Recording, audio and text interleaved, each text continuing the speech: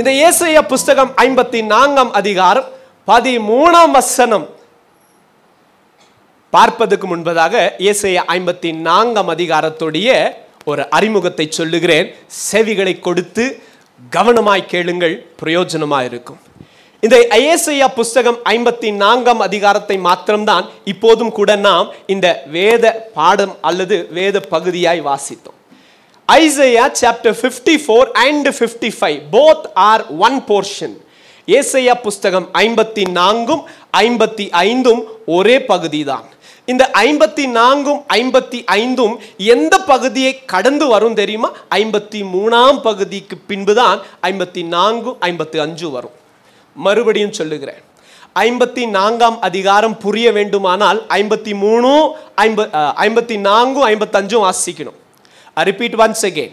To understand the book of Isaiah chapter 54, we must read not only Isaiah 54 but also Isaiah 55. And to understand Isaiah 54 and 55, we must read it from Isaiah chapter 53. அப்போ 53 தொடங்கி தான் தொடர்ச்சியா வரும். அப்படியே நல்லா கவனிங்க. ஏசாயா 53ஆம் அதிகாரத்தில் ஆண்டவராகிய இயேசு கிறிஸ்து நமக்காய் மரித்ததையும், நமக்காய் அவர் பாடுபட்டதையும், நமக்காக அவர் நொறுக்கப்பட்டதையும் ஏசாயா தரிசனத்தில் கண்டு அவளுக்கு தீர்க்கமாய் எழுதுவார். இந்த இயேசு கிறிஸ்து நம்முடைய பாவங்களை சுமந்து மரித்ததுக்கு பின்புதான் நாம் இழந்தது எல்லாமே பெற்றுக்கொள்ள முடியும்னு சொல்லி ஏசாயா 54 வருது. You're understanding it? 53ஆம் அதிகாரத்தில் இயேசு கிறிஸ்து சிலுவைக்கு ஏறினதினால்தான் நான் இழந்ததை மறுபடியும் பெற்றுக்கொள்ளும்படியா 54ஆம் அதிகாரம் வந்துச்சு. நான் சொன்ன 54ஆம் அதிகாரம் எதை குறிக்குது? இழந்த எல்லாவற்றையும் நாம் மறுபடியும் பெற்றுக்கொள்ளுகிறதை குறித்து பேசு. என்னங்க காரணம்? எப்படிங்க பெற்றுக்கொள்றீங்க? 53ல கிறிஸ்து இயேசு நமக்காய் சிலுவைக்கு ஏறினார். அவர் சிலுவையில் ஏறினதினால் நான் மறுபடியும் பெற்றுக்கொள்ள முடியும். இழந்த தேவ மகிமை பெற்றுக்கொள்ள முடியுது, இழந்த ரட்சிப்பை பெற்றுக்கொள்ள முடியுது, இழந்த தேவ சாயலை பெற்றுக்கொள்ள முடியுது, இழந்த தேவனுடைய ஐக்கியத்தை பெற்றுக்கொள்ள முடியுது. எல்லாமே பெற்றுக்கொள்ள ஒரு பெரிய காரணம் என்ன தெரியுமா? சத்தமா சொல்ல மாட்டீங்களா? என் இயேசு எனக்காய் சிலுவைக்கு ஏறினதினால்தான், அவர் எனக்காய் மரித்ததினால்தான், என் பிதாவாகிய தேவன் என்னுடைய எல்லா பாவங்களையும் தம்மேல் சுமத்தினதினால் 54ஆம் அதிகாரத்தில் நான் மறுபடியும் பெற்றுக்கொள்ளுகிறேன். புரியுதா உங்களுக்கு? இது 54ஆம் அதிகாரம் 55 மட்டும் அல்ல, 54 தொடங்கி 66ஆம் அதிகாரம் வரைக்கும் நீங்க ஏசாயா வாசித்து பார்த்தாலும் எல்லாமே வாக்குத்தத்தங்கள் நிறைந்த வசனங்கள் தான் இருக்கும். Most of it from chapter 54 to 66 book of Isaiah records lot of promises of God. எல்லா வாக்குத்தத்தங்கள், எல்லா வாக்குத்தத்தமும் எப்போதான் ஆரம்பிக்கப்பட்டுச்சு? நமக்கு கிறிஸ்து இயேசு சிலுவையின் மேல் போன பின்பு தான் எல்லா வாக்குத்தத்தங்கள். அதுக்கு பின்பு அது வரைக்கும் நீங்க வாசித்து பாருங்க, அநேக காரியங்கள் இருந்துச்சு. அதுவும் விசேஷம் 39ஆம் அதிகாரம் வரைக்கும் வாசித்து பாருங்க. எல்லாமே கீழ்ப்படியாமைகள், சாபங்கள், அதனால் உண்டாகுகிற நியாய தீர்ப்புகள் இப்படிதான் இருக்கும். எப்போ 53ஆம் அதிகாரத்தில் ஏசாயா புஸ்தகத்தில் நாம் வாசிக்கிற போது இயேசு கிறிஸ்து நமக்காய்ப்பட்ட பாடுகள், அவரை நொறுக்க பிதாவு சித்தம் கொண்டார் என்று வாசிக்கிறோம் நம்மை மீட்டெடுக்க. அதற்கு பின்புதான் 54 தொடங்கி 66ஆம் அதிகாரம் வரைக்கும் எல்லா வாக்கு தத்தங்களும் கிறிஸ்து இயேசுவுக்குள் உங்களுக்கும் எனக்கும் ஆம் என்றும் ஆமேன் என்றும் வாய்க்கப்படுகிறது. இப்ப சொல்லுங்க, 54ஆம் அதிகாரம் நமக்கு நம்முடைய வாழ்க்கைக்கு அது ஆதாரமா இருக்குமானா? 53 இருக்கிற வரைக்கும் சொல்ல மாட்டீங்களா? 53 இருக்கிற வரைக்கும் பிரதர், 54 எனக்கு தான் ஐயா. புரியுதா உங்களுக்கு? What guarantees you Isaiah chapter 54? It is Isaiah chapter 53. புரியுதா உங்களுக்கு? நல்லா கவனிங்க, நான் தொடர்ந்து காட்டுகிறேன். இப்போ அதுதான் இந்த ஏசாயா புஸ்தகம் 54ஆம் அதிகாரம். இந்த ஏசாயா 54ஆம் அதிகாரத்தை குறித்த ஒரு சின்ன அறிமுகத்தை கொடுத்து நான் கடந்து போகிறேன். இந்த ஏசாயா 54ஆம் அதிகாரத்தை ஏசாயா தரிசனமாய் எருசலேமை பார்க்கிறான். இந்த எருசலேம், கேட்டுக்கங்க, எருசலேம் கர்த்தருக்கு விரோதமாய் பாவம் செய்து எருசலேம் கர்த்தர் எத்தனை தீர்க்கதரிசிகளை அனுப்பினாலும் ஆதி தொடங்கியே எருசலேமை கூட்டி சேர்க்க அவருக்கு மனதாய் இருந்தாலும் எருசலேமுக்கோ மனதில்லை. தீர்க்கதரிசிகளை கல் எறிந்து கொள்ளை செய்கிறவள் தான் இந்த எருசலேம். அப்படி இந்த எருசலேம் கர்த்தர் விரோதமாய் காரியங்களை செய்து செய்து செய்து கர்த்தர் முன் எச்சரித்தபடியே நியாய தீர்ப்பும் வந்தது. பாபிலோனியர்கள் வந்தார்கள், சிறைப்பிடித்து கொண்டு போனார்கள். 70 ஆண்டு காலம் இப்ப அங்கதான் இருக்கணும். இவங்கெல்லாம் போயிட்டாங்க. எருசலேம் எப்படி இருந்துச்சு தெரியுமா? இந்த எருசலேம் எப்படி இருந்துச்சு தெரியுமா? கணவனை இழந்த விதவையை போலவும் பிள்ளை இல்லாத மலடியை போலவும் இந்த எருசலேம் வீடு இல்லாத ஒரு பரதேசியை போலவும் காட்சி அளிக்கிறது. யாரு? எருசலேம். எருசலேம் அப்படி காட்சி அளிக்குது. அதைதான் ஏசாயா தீர்க்கதரிசி தரிசனமாக பார்க்கிறான். இந்த எருசலேம் என்கிற கர்த்தருடைய பட்டணம், கர்த்தருடைய நகரம் கணவனை இழந்து விதவையின் கோலத்தில், அது மாத்திரமல்லாமல் பிள்ளைகளையும் பறிகொடுத்து துக்கம் நிறைந்தவளாய், அது மாத்திரமல்லாமல் வீடெல்லாம் அகன்றி போய் நிர்மூலமாய் ஒன்றும் இல்லாதவளை போல ஒரு நிர்பாக்கியசாலியாக அவள் காணப்படுகிறதை ஏசாயா பார்க்கிறான். கர்த்தரிடத்தில் கேட்கிற போதுதான் கர்த்தர் அப்படிப்பட்ட அந்த எருசலேமின் நகரத்திற்கு பதிலாக, அந்த எருசலேமின் நகரத்திற்கு ஆதாரமாக, அந்த எருசலேமின் நகரத்துக்கு வாக்கு தத்தமாக பேசப்பட்டதுதான் இந்த ஏசாயா புஸ்தகம் 54. புரியுதா உங்களுக்கு? இந்த ஏசாயா புஸ்தகம் 54 பார்க்கலாம் பாருங்க. You may understand it. இந்த ஏசாயா புஸ்தகம் 54 வாசிங்க பார்க்கலாம். இப்போ 1ஆம் வசனம். பிள்ளை இங்கிலீஷ்ல யாராவது குட் நியூஸ் வெர்ஷன் வச்சிருந்தீங்கன்னா இங்கிலீஷ்ல ஃபர்ஸ்ட் வர்ஸ் சத்தமா வாசிங்க பார்க்கலாம். வாசிமா சத்தமா. யாரு? ஜெருசலேம். அது அழகா கன்ஃபியூஷன் இல்லாம புரிஞ்சுக்கிடணும்ன்றதுனால என்ன எழுதியிருக்காங்க? எருசலேம் தான் சொல்லி எருசலேமோட பேரை எழுதிட்டு இருக்காங்க. எருசலேமே வாசிமா. எருசலேமே பிள்ளை இல்லாத மலடிய போல நீ இருக்கிறம்மா. இப்பொழுது நீங்கள் என்ன பண்ணலாம்? பாடி குதிங்க, பாடி கர்த்தருக்குள் மகிழ்ந்திருங்க. எதுக்கு? எதுக்கு ஐயா? எதுக்கு நான் அப்படி செய்ய வேண்டும்?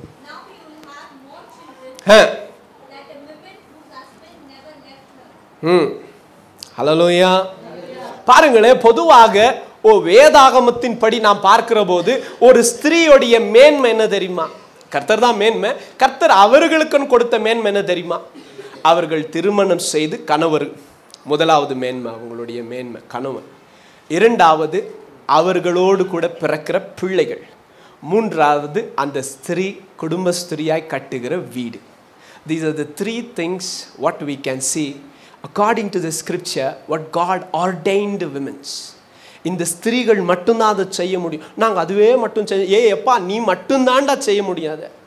அம்மா நீங்க மட்டும்தான் அதை செய்ய முடியும். கர்த்தர் அவைகளுக்காகத்தான் உங்களை நியமித்து இருக்கிறார். என்ன செய்யணும்? அதுதான் அவர்களுடைய மேன்மை. புரியுதா உங்களுக்கு? That is their grace that God has set upon them. புரியுதா உங்களுக்கு? அதுதான் அவங்களுடைய மேன்மை. ஆனா இப்ப நீங்க பாத்தீங்கன்னா இந்த எருசலேம் எதை இழந்திருக்கிறாங்க? அந்த 3 தான் இழந்திருக்கிறாங்க. 1 இல்லப்பா, அது 3 இழந்திருக்கிறாங்க. கணவன் ஆகிய கர்த்தர் அவர்களுக்கு நாயகன் கணவனா இருந்தார், அவரை இழந்துட்டாங்க.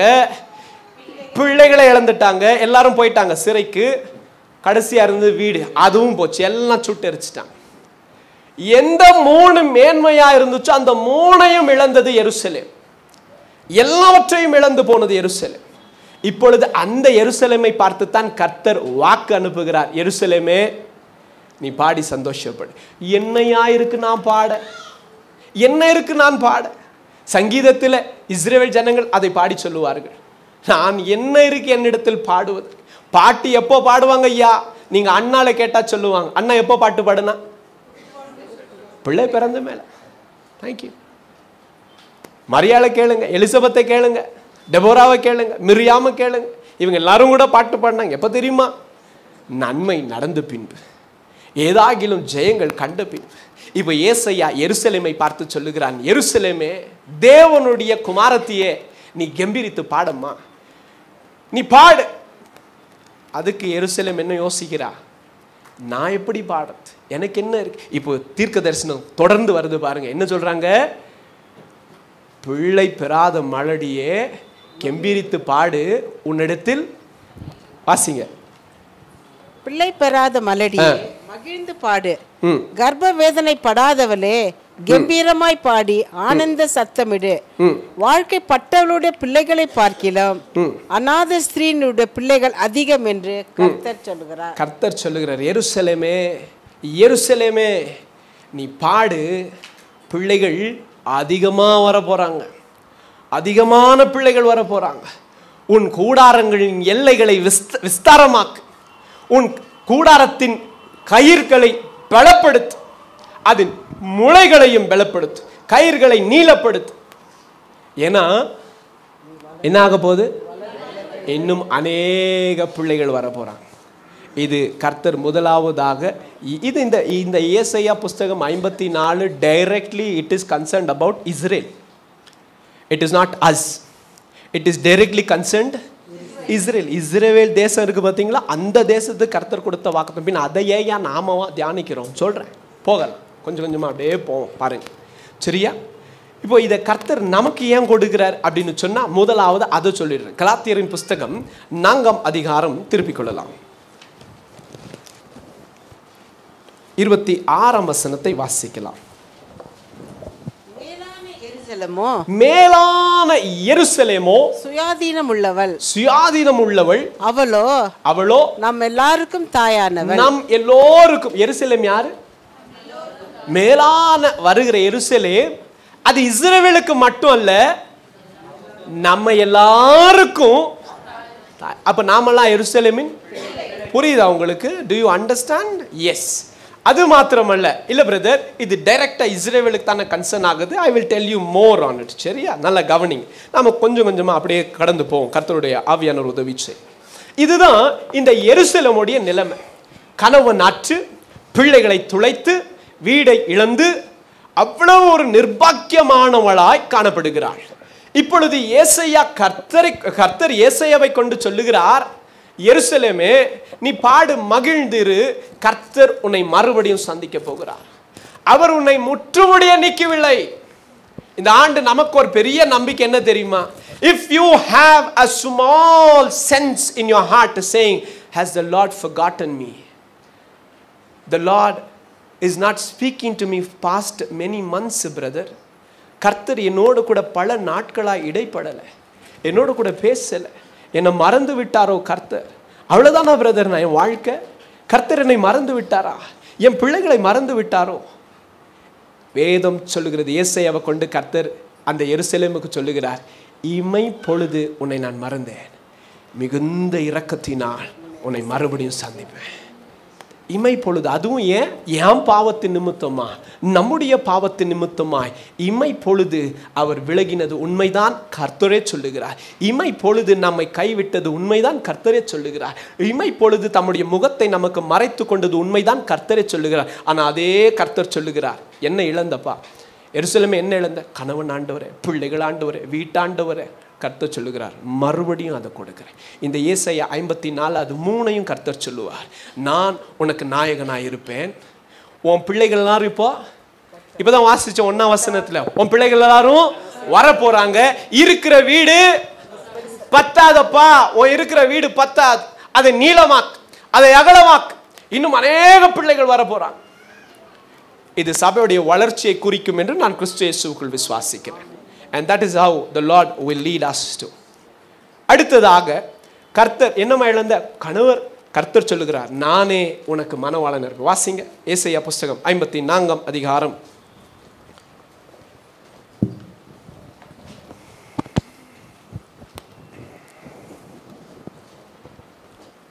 5ஆம் வசனம். 54:5. உன் சிருஷ்டிகரே உன் நாயகர். இப்ப பிள்ளைங்க வந்துட்டாங்க. இப்ப அடுத்தது யாரு? இப்ப வாசிங்க 54:5. உன் சிருஷ்டிகரே உன் நாயகர், சேனைகளின் கர்த்தர் என்பது அவருடைய நாமம்.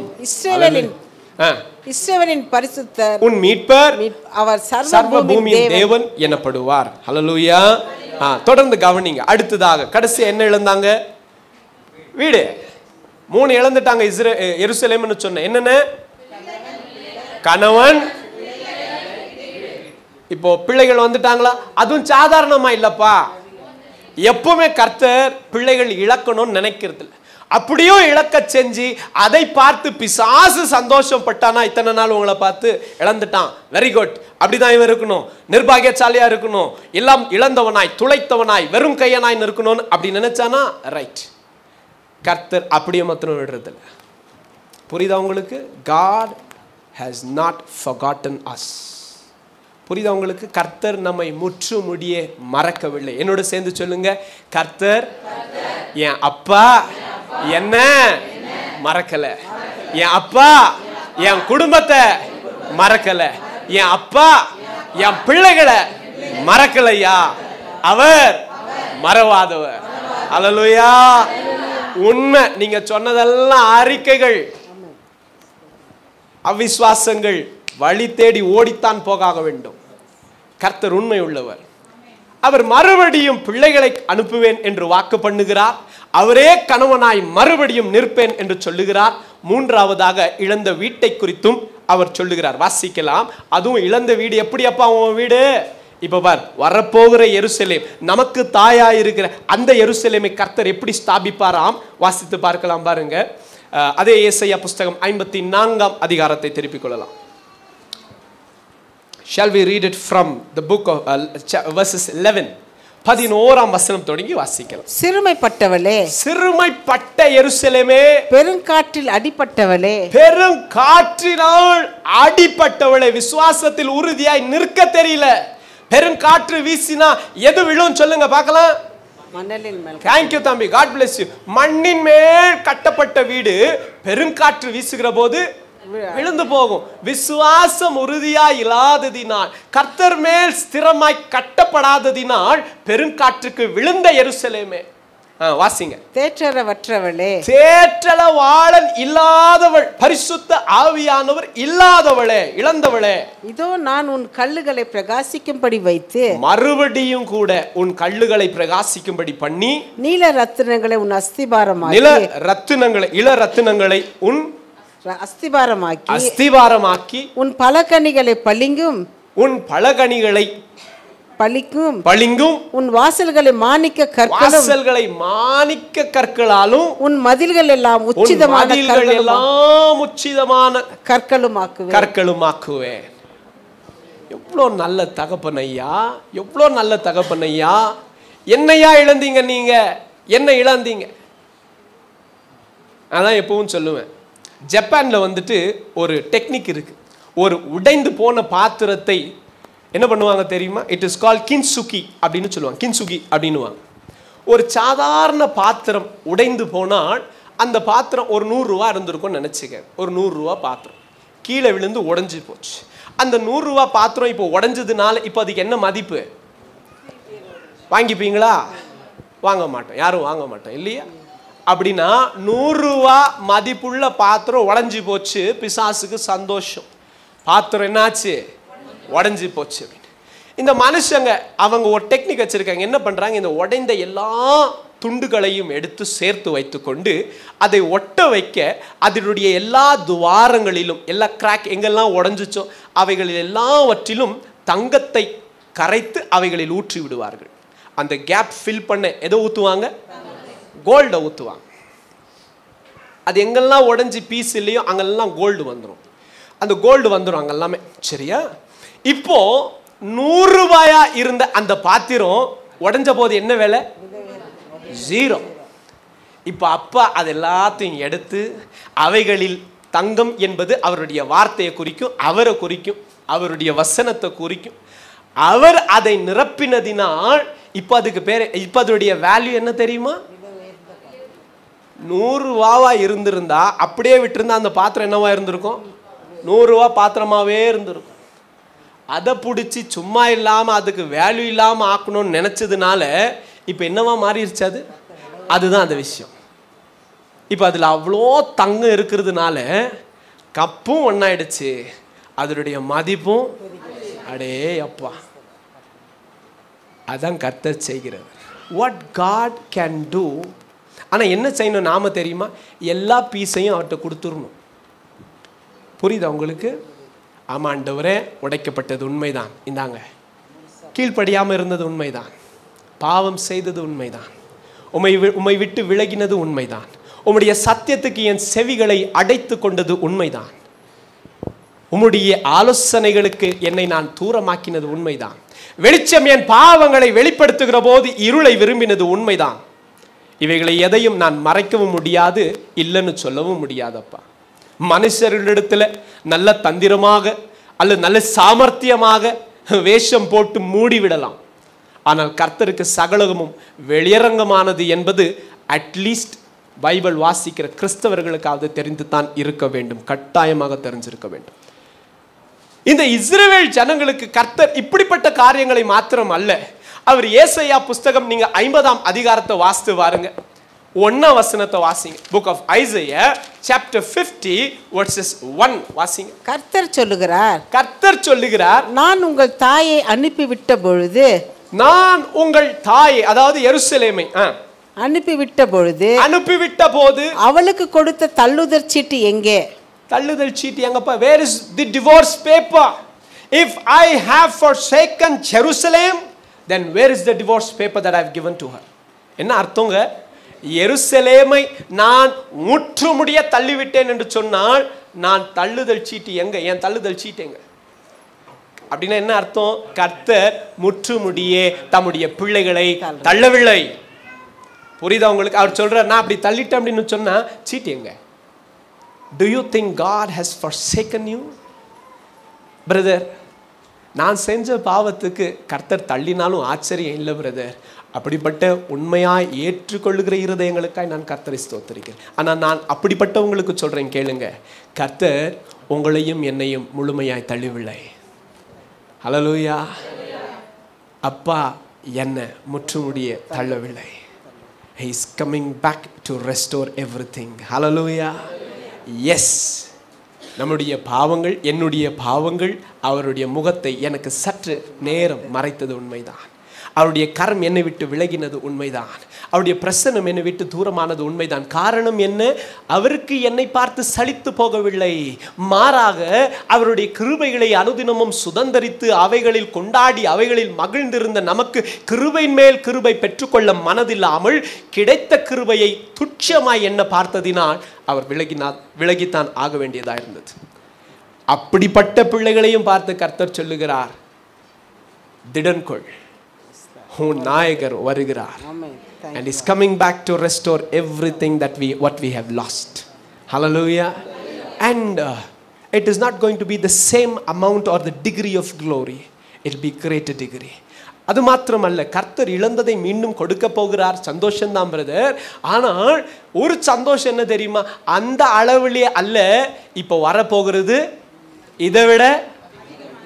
புரியலையா? சரி, புரியுற மாதிரி சொல்றேன். யோபு உண்மையும் உத்தமமான பிள்ளை தான். 10 பிள்ளைகள் இருந்துச்சு, உண்மைதான். எல்லாரும் செத்து போயிட்டான். எல்லாரும் செத்து போயிட்டான். கர்த்தர் மீண்டும் அவன் இழந்த எல்லாவற்றையும் எவ்வளவு கொடுத்தாருங்க? எங்க ரெட்டிப்பா கொடுத்தாரு? எவ்வளவு இழந்தாங்களோ அவ்வளவே கொடுக்க வேண்டியதானே. அதுதான் கர்த்தருடைய nature. and that is how God works. என்னடா இழந்த தம்பி? இதை இழந்துட்டம்பா, இந்த 2 பிடி. அப்பா இதை இழந்துட்டம்பா, இந்த 2 பிடி. அப்பா இதை விட்டுட்டம்பா, இந்த 2 பிடி. சங்கீதங்களின் புஸ்தகம் 90ஆம் அதிகாரம் 15ஆம் வசனத்தை வாசிக்கலாம். I was reminded by this word when I was asking God, do you have a word for me? Shall we turn to book of Psalm chapter 90 verses 15? And I wanted to claim the same promise to my people too. Psalm chapter 90 verses 15. தேவரீர் எங்களை சிறுமைப்படுத்தின நாட்களுக்கும் நாங்கள் துன்பத்தை கண்ட வருஷங்களுக்கும் சரியாய் எங்களை மகிழ்ச்சியாக்கும். Hallelujah. What have you lost so far? என்னையா இழந்த? நேரமா இருந்தாலும் சரி, ஆண்டுகளா இருந்தாலும் சரி, காலங்களா இருந்தாலும் சரி, என் கர்த்தர் அவைகளை மறுபடியும் உனக்கு கூட்டி கொடுக்க போகிறார். பிரதர், வருஷங்களெல்லாம் கடந்து போச்சு. இப்ப அந்த வருஷம் எப்படி பிரதர் கிடைக்கும்? நான் சொல்லவா? பிரதர், ஒரு 10 வருஷத்துக்கு முன்னாடியே எனக்கு தெரிஞ்சிருந்தா எவ்வளோ கிரியைகளை கர்த்தருக்காக செஞ்சிருப்பேன் பிரதர். என் வருஷங்களெல்லாம் போச்சு, என் பலனெல்லாம் போச்சு, நான் என்ன செய்வேன் பிரதர்? கர்த்தர் பலத்தை கொடுத்துடலாம், கிருபையை கொடுத்துடலாம், வரங்களை கொடுத்துடலாம். ஆண்டுகளை எப்படி பிரதர் கொடுப்பார்? கர்த்தர் ஆண்டுகளை கொடுக்க முடியுமா முடியாதா? முன்னாடி இருக்கிறவங்களாம் ஒரு நம்பிக்கையோடு விசுவாசத்தோடு சொல்லுங்கய்யா, முடியும். எப்படி கொடுக்க முடியும்? கர்த்தர் ரிவர்ஸ் பண்ணுவாரா நமக்காக? எல்லாம் அப்படியே டைம் எல்லாம் பின்னாடி போகட்டும், நம்மளாம் அப்படியே சின்ன சின்ன பிள்ளைங்களாயிருவோமா? ஐயா, கர்த்தருக்கு சோத்திரம் ஐயா. ஒன்று ஃபர்ஸ்ட் என்ன செய்வார் தெரியுமா? எனக்கு 70 ஆண்டுன்னு குறிச்சிருந்தா கர்த்தர் பார்ப்பாரு, அந்த 10 வருஷம் தானே, 15 வருஷம் கூட்டித்தர, நீ 85 வயசு வரைக்கும் வாழுவ, அதே பலனும் இருக்கும், நீ கிரியையும் செய்வ. நட. What have you lost? And God will just restore it back to you, enemy. Hallelujah. கர்த்தர் அவைகளை மறுபடியும் செய்கிறவர். நான் உங்களுக்கு ஒரே ஒரு ஆதாரத்துக்கு மாத்திரம் ஒன்று சொல்லுகிறேன். காலேபை குறித்து நம்ம எல்லோருக்கும் தெரியும். 40 வயது உள்ள தேவ மனிதன். 40 வயதுக்கு கர்த்தரை விசுவாசித்தான். கானான் தனக்கு முன்பாக இருக்கிறது. கானானை சுதந்தரிக்க வேண்டிய ஆளு. விசுவாசிக்கிறான். கர்த்தரும் அவனுடைய விசுவாசத்தை கனப்படுத்துகிறார், அதை அங்கீகரிக்கிறார். ஆனால் ஜனங்கள் நிமித்தமாய் அவன் சுதந்தரிக்க முடியல. மற்ற அவிசுவாசிகள் நிமித்தமாய் விசுவாசம் உள்ள காலேப் 40 வயசுல தேசத்தை சுதந்தரிக்க வேண்டிய ஆளு சுதந்தரிக்க முடியல. என்னையா பண்றது? இப்போ காலேப் கர்த்தர் முன்னாடி நிக்கிறதுக்கு முன்னாடி கர்த்தர் உண்மை உள்ளவர் ஐயா, அவர் நீதி உள்ளவர். காலேப் வந்து 80 வயசு இப்போ வனாந்திரத்துல சுத்தி சுத்தி சுத்தி சுத்தி இன்னும் 40 வயசு போயிடுச்சு. வந்து கர்த்தர் முன்னாடி நின்னா சொல்றாங்க, காலேப், ஆண்டவரே அன்னைக்கு வந்து நின்ன 40 வயசுல எப்படி இருந்தோனோ அப்படியே இருக்கிற ஆண்டவரே. 80 வயசுலயும் காலேபுக்கு எத்தனை வயசு பலன் வேதத்தில் எழுதியிருக்கு? எதுக்குங்க அது? ஏன்னா இந்த 40 வருஷம் கர்த்தருக்காக இழந்தான். கர்த்தர் அதை அப்படியே வச்சிருந்தார். He did not grow old. He did not lose his strength. God can give back those years what we have lost. Amen. நாம் இழந்த ஆண்டுகளை கூட கர்த்தர் நமக்கு கிருபையாய் கூட்டி கொடுக்கிறவரே. ஹல்லேலூயா. அருமையான கர்த்தருடைய பிள்ளைகளே, இதுதான் இந்த ஏசாயா புஸ்தகம் 54ஆம் அதிகாரம். அவள் எருசலேமை குறிக்கும். அந்த எருசலேம் கணவன் அற்றவளாய், பிள்ளைகளை துளைத்தவளாய், வீட்டை இழந்தவளாய், நிர்பாகியசாலியாய் காணப்படுகிறாள்.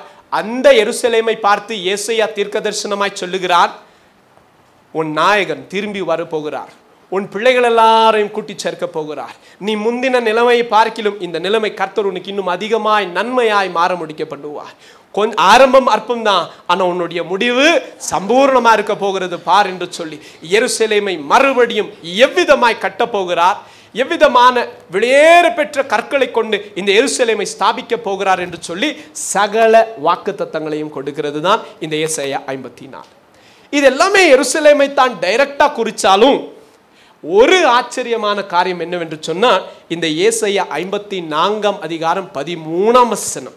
இதெல்லாமே ஆவிக்குரிய வாழ்க்கையில எருசலேமின் பிள்ளைகளா இருக்கிறதுனால நமக்கும் வரும்.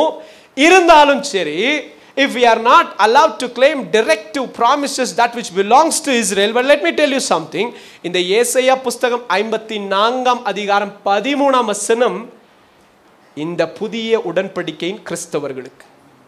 இந்த ஏசாயா chapter 54 verses 13 is a promise not only for Israel but for also new covenant Christians.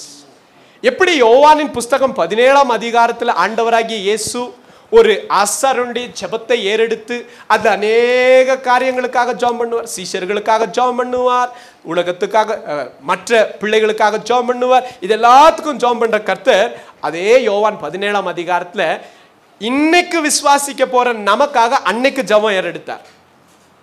புரியுதா உங்களுக்கு? அப்போ யோவான் 17 எல்லாமே சீஷர்களுக்கா இருந்தாலும் அதுல ஒரு வசனம் யாருக்கு இருக்கு? யாருக்கு இருக்கு? நான் சொல்றேன் கேளுங்க. அதுல ஒரு வசனம் எனக்காக இருக்கு. என்ன சொன்னார் தெரியுமா இயேசு கிறிஸ்து? பிதாவே, இந்த சீஷர்களை மட்டும் அல்ல, நாளைக்கு இவர்கள் பிரசங்கித்து விசுவாசிக்க போகிற விக்ரமையும் உடைய கரத்துல ஒப்பு கொடுத்துற இப்பவே அப்படின்னு அங்க என் பேரையும் சொன்னார். உங்க பேர் சொன்னாரான்னு எனக்கு தெரியாது. ஏன்னா போறப்போ வெறும் பேதுருவையும் யோவானையும் யாக்கோபையும் தான் கூட்டு போனார். அதனால எனக்கு தெரியாது. உங்களுக்கு தெரியுமா? உங்க பேர் சொன்னாரா? ஆமா. அப்படி யோவான் 17ஆம் அதிகாரத்துல எல்லா ஜெபங்களும் சீஷர்களுக்கா இருந்தாலும் ஒரு வசனம் இன்னைக்கு விசுவாசிக்க போகிற உங்களுக்கா எனக்கா இருந்தது போல இந்த ஏசாயா 54ஆம் அதிகாரத்தில் எல்லாமே எருசலேமுக்கு குறித்தாதா இருந்தாலும் ஒரு வசனத்தை அப்பா நமக்கும் சேர்த்து வச்சிருக்கிறார். அதுதான் இந்த 13ஆம் வசனம். நான் இதை கொடுத்துட்ட பின்பு கேலண்டர்லாம் கொடுத்தாச்சு இந்த வசனத்தை போடுறதுக்காக.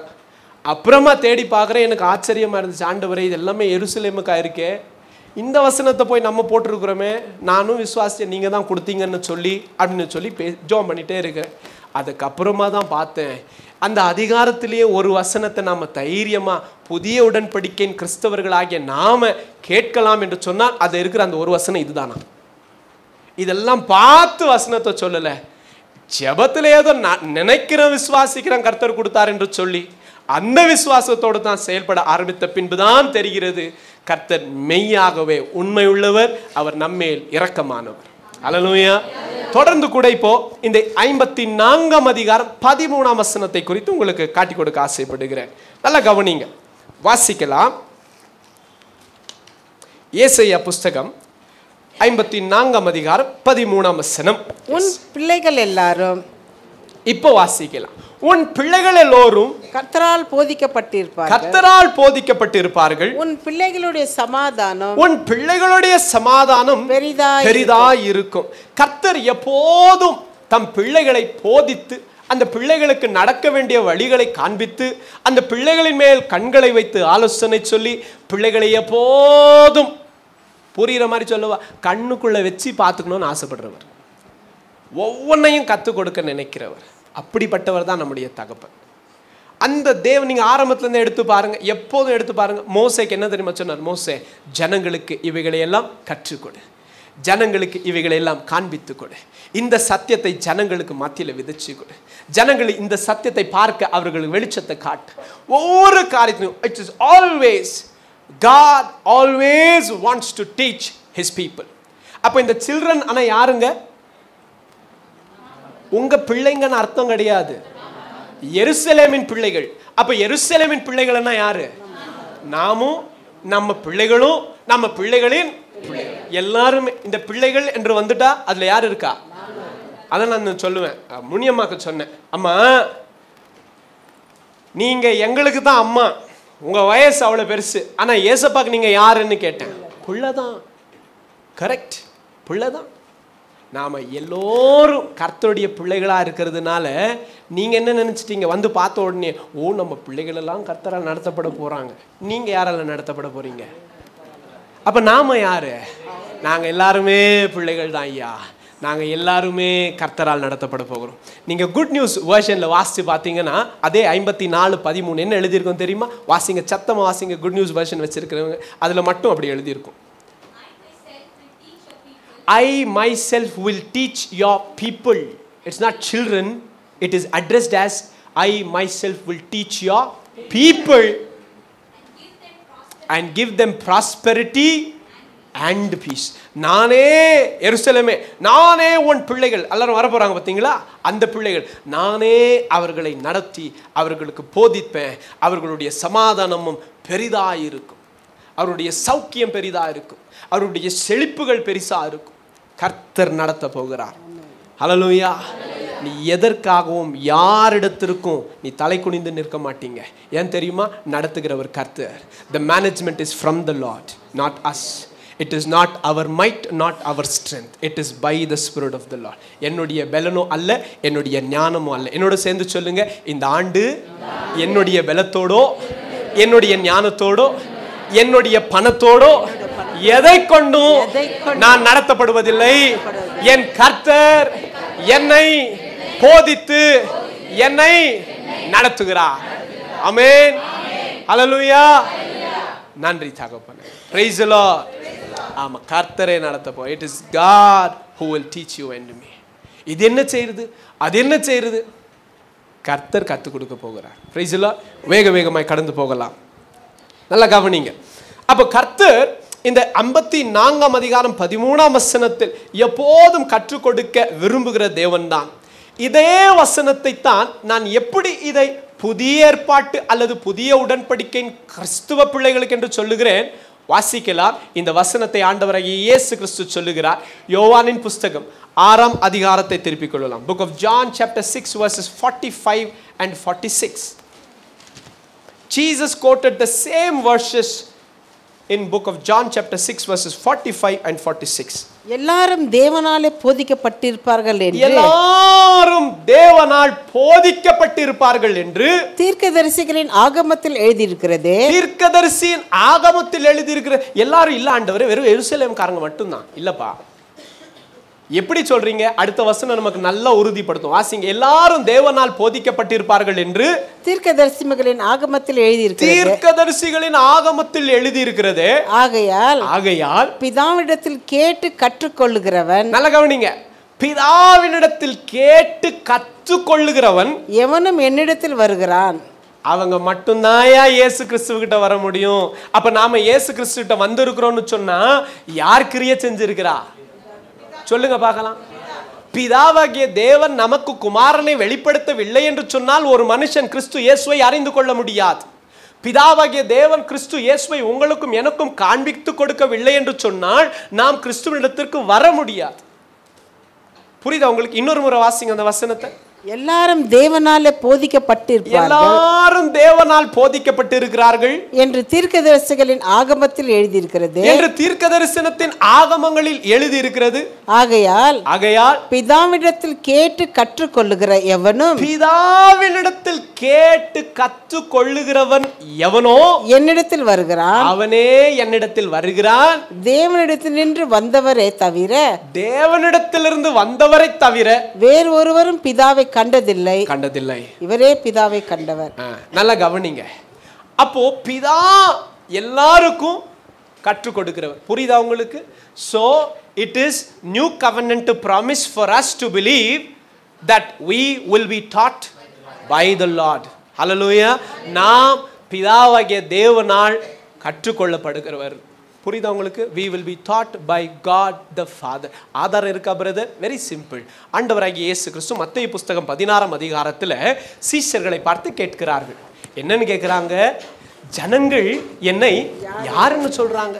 அதுக்கு ஒருத்தர் சொன்னாங்க, சிலர் உம்மை யோவான் என்று சொல்லுகிறார்கள், சிலர் உம்மை எரேமியா என்று சொல்லுகிறார்கள், சிலர் உம்மை எலியா என்று சொல்லுகிறார்கள், சிலர் உம்மை படைகாலத்து ஒரு தீர்க்கதரிசி மறுபடியும் வந்துவிட்டார் என்று சொல்லுகிறார். பேதுருவே, நான் யார் என்று நீ என்ன சொல்லுகிறாய்? How did Peter know that? How did Peter know that? What did Peter say? பேதுரு அதுக்கு பதிலாக என்ன சொன்னார்? நீர் ஜீவனுள்ள தேவனுடைய குமாரன் கிறிஸ்து, குமாரனாகிய கிறிஸ்து. அதற்கு இயேசு உடனே சொல்றார், பேதுருவே, இது மாமிசமும் ரத்தமும் வெளிப்படுத்தல, இது என் பிதாவுடைய ஆவியானவரே இதை சொல்லி கொடுத்தார். He is taught by Father God that who Jesus is. புரியுதா உங்களுக்கு? பிதாவாகிய தேவனால் பேதுரு போதிக்கப்படுகிறார் கிறிஸ்து யார். ஜனங்கள்லாம் என்ன சொன்னாங்க? ஆளாளு கொண்டு சொன்னாங்க. இப்போ பேதுரு கர்த்தரால் பிதாவால் போதிக்கப்படுகிறார். அவன் கிறிஸ்து இயேசு அண்டைக்கு வருகிறான். இப்போ இயேசு சொல்லுகிறார், என் அண்டைக்கு வருவதை நான் புறம்பே தள்ளுவதில்லை. பேதுருவே, இந்த வெளிப்பாடுகள் மேலே தான் சபை கட்ட போகிறேன். See what God has for us. புரியுதா உங்களுக்கு? அப்போ தேவனாகிய கர்த்தர் நம்மை போதிப்பாரா என்று சொன்னால் வசனத்தின்படி அவர் நம்மை போதிக்கிறவரே. ஹல்லேலூயா. பாருங்க, அது மாத்திரம் அல்ல, வேதாகமத்தில் இந்த சீஷனாகிய பேதுரு மாத்திரமல்ல, மனுஷகுமாரனாய் பிறந்த என் ஆண்டவராகிய இயேசு கிறிஸ்துவும் சொல்லுவார், நான் பிதாவால் போதிக்கப்பட்டவன். வாசிக்க பார்க்கலாம். யோவான் புஸ்தகம் 8ஆம் அதிகாரம், John chapter 8 verses 28. அதெல்லாம் எழுதிட்டீங்களா நீங்க? மத்தேயு 16, 16, 17 அதெல்லாம் ஆதாரங்கள். பிதாவால் போதிக்கப்பட முடியுமா அப்படின்னு சொன்ன ஆதாரங்கள் அதெல்லாம் எழுதிக்கங்க. சரியா? அடுத்தது, பிதாவால் பேதுரு மாத்திரம் அல்ல, ஆண்டவராகிய இயேசு கிறிஸ்துவும் போதிக்கப்பட்டார் என்பதற்கு ஆதாரங்கள் உண்டு. யோவான் புஸ்தகம் 8ஆம் அதிகாரம் 28ஆம் வசனத்தை வாசிங்க. ஆதலால் இயேசு அவர்களை நோக்கி, இயேசு கிறிஸ்து அவர்களை நோக்கி, நீங்கள் மனுஷகுமாரனை உயர்த்தின பின்பு நானே அவர் என்றும் நான் என் சுயமாய் ஒன்றும் செய்யாமல் என் பிதா எனக்கு போதித்தபடி இவைகளை சொன்னேன். அப்போ மனுஷகுமாரனா இயேசு கிறிஸ்து இருந்த போதும் அவர் யாரால போதிக்கப்பட்டாரு? புரியுதா உங்களுக்கு? he was actually absolutely taught by the Lord. அவர் பிதாவால் போதிக்கப்பட்டிருந்தார். குமாரன் என்பதை கொள்ளையாடின பொருளாய் எண்ணாமல் அதை விலக்கி வைத்து ஒரு சாதாரண மனுஷனை போல, உங்களை போல, என்ன போல பிறந்து அவர் இப்போ எப்படி வாழ்ந்து காட்டணும்னு காட்டுறாரு. இப்போ யாரால போதிக்கப்படுகிறார்? பிதாவால் போதிக்கப்படுகிறார். அதான் பேட்டர்ன் நமக்கும். நாம யாரால போதிக்கப்பட்டு இருக்கணும்? பிதாவாகிய தேவனால் போதிக்கப்பட்டு இருக்கணும். புரியுதா உங்களுக்கு? இன்னொரு வசனமா வாசிக்கலாம். யோவானின் புஸ்தகம் 7ஆம் அதிகாரம் 16-17 வேகமா வாசிக்கணும்.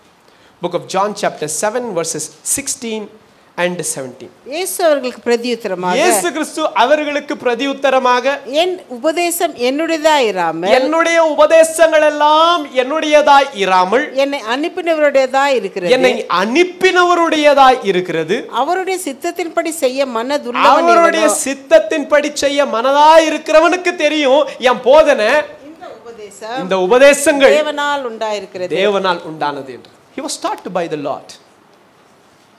We should be taught by the Lord.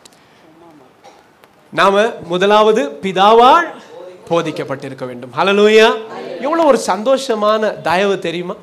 பிதாவுடைய ஆவியானவர் நமக்குள் அவருடைய காரியங்களை குறித்து கற்றுக் கொடுப்பது. எந்த மனுஷனும் சாதாரணமாக கர்த்தருக்குரியதை கற்றுக் கொடுக்க முடியாது.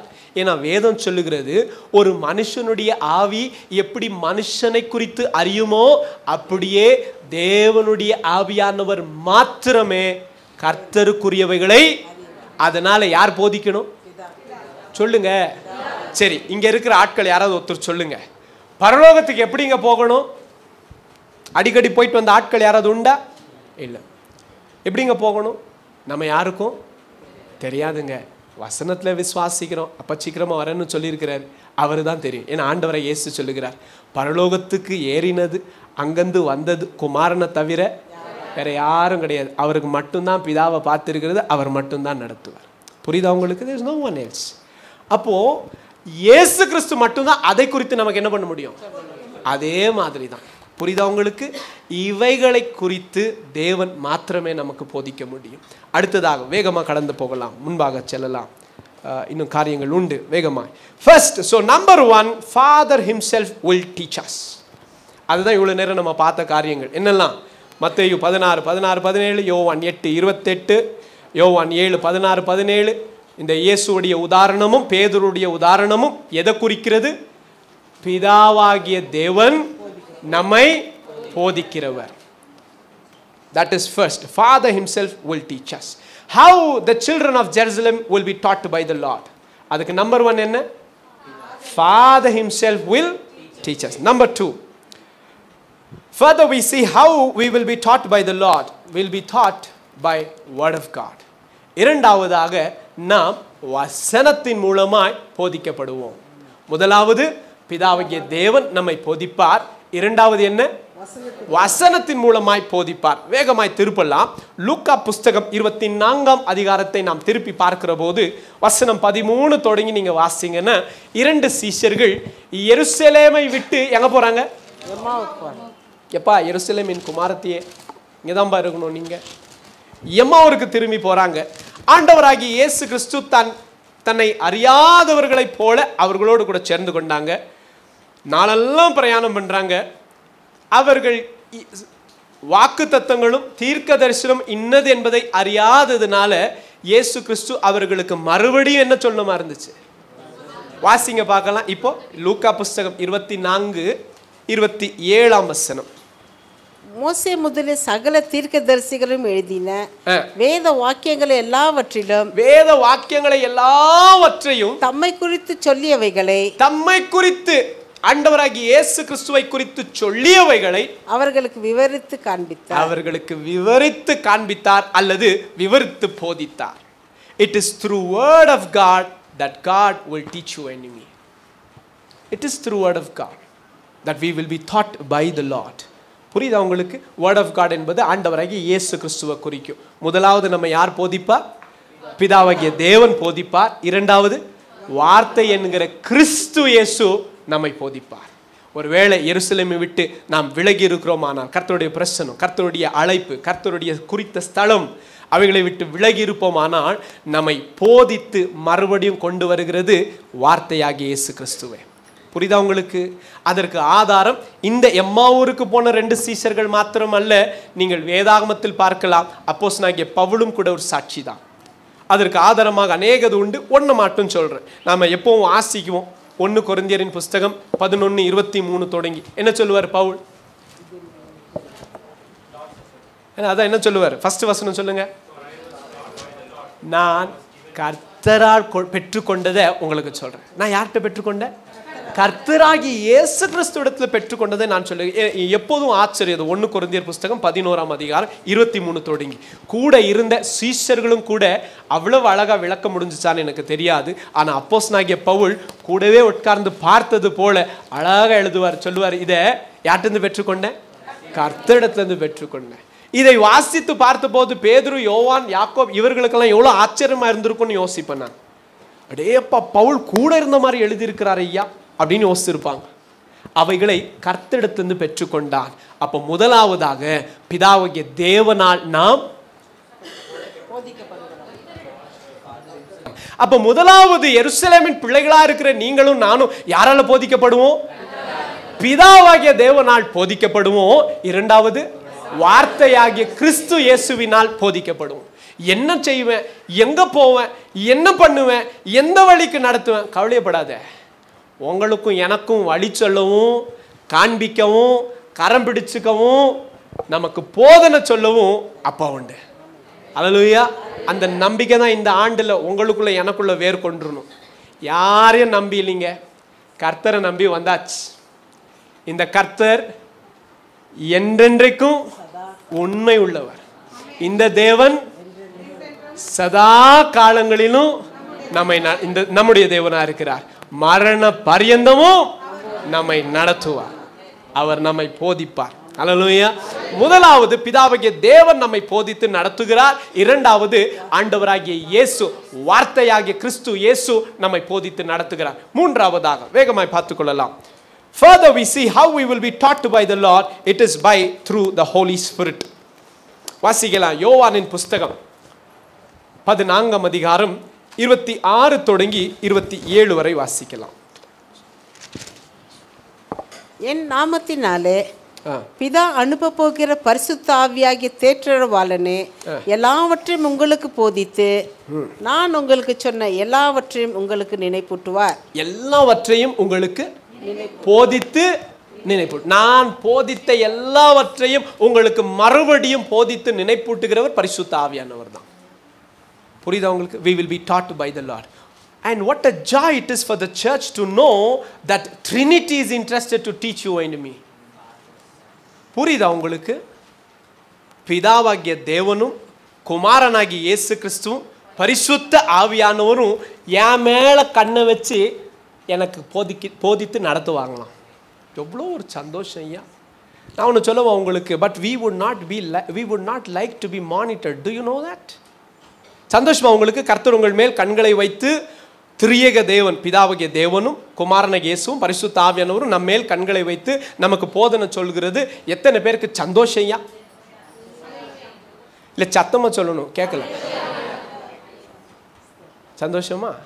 அப்படின்னா என்ன அர்த்தம் தெரியுமா? பாருங்களேன், இப்போ புரிகிற மாதிரி சொல்கிறேன். யார் காலேஜ் போகிறாங்க?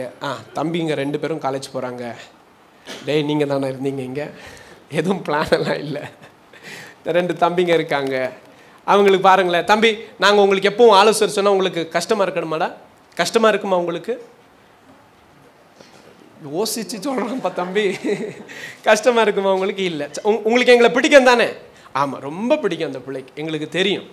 இவன் அந்த தம்பியை பார்த்துட்டு, தம்பி டெய்லி இனிமேல் நானும் உன் கூட தாண்டா இருக்க போகிறேன். நீ எங்கே இருக்கிறியோ அங்கே தான் இருக்க போகிறேன். உன் கூட தான் காலேஜுக்கு வர போகிறேன்.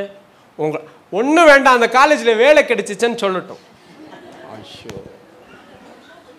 ஞாயிற்றுக்கிழமை மட்டும்தான் நினச்சேன், சனிக்கிழமைலேருந்து ஞாயிற்றுக்கிழமைன்னு தெரியல அப்படின்னு. அவனுக்கு பிடிக்காதன்னு அல்ல என்னைய, உண்மைக்கு சொல்கிறேன். அந்த தம்பிக்கு என்ன பிடிக்கும். எனக்கும் அந்த தம்பியை பிடிக்கும், எந்த மாற்றமும் இல்லை. ஆனால் நாம் ஆமேன்னு சொல்கிற ஆட்கள் அதை கர்த்தர் செயல்படுத்த விரும்புகிற போது தான் நம்மை நாமே பின்வாங்கி கொள்ளுவோம். சொல்லுவோம், இல்லை ஆண்டவரே, இந்த ஆலோசனை என்னால் ஏற்றுக்கொள்ள முடியாது, என் மாமிசத்துக்கு அது விருப்பம் இல்லை ஐயா, நான் சுயமாக ஏதாவது செய்து கொள்ளுகிறேன்.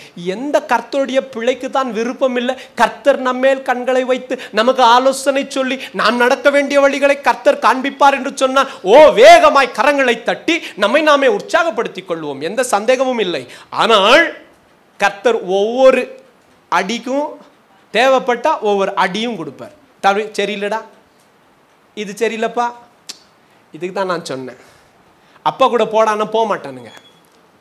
ஏன்டா போவோம்? அந்த அந்த மனுஷன் எல்லாத்துக்கும் ஒன்றுன்னு சொல்லிட்டே இருப்பார். அதுக்கிட்ட ஆகாதுங்க. தப்பா சொன்னாரா தம்பி? தப்பா சொல்லிங்க. அப்போ ஏன்பா ஆக மாட்டேன்னு உனக்கு? அது சேர மாட்டேங்குது. ஏன்னா மாமிசத்துக்கு பிரியமானது ஆவிக்கு விரோதமாகவும் ஆவிக்கு பிரியமானது மாமிசத்துக்கு விரோதமாகத்தான் செயல்படும். There's no wonder about it.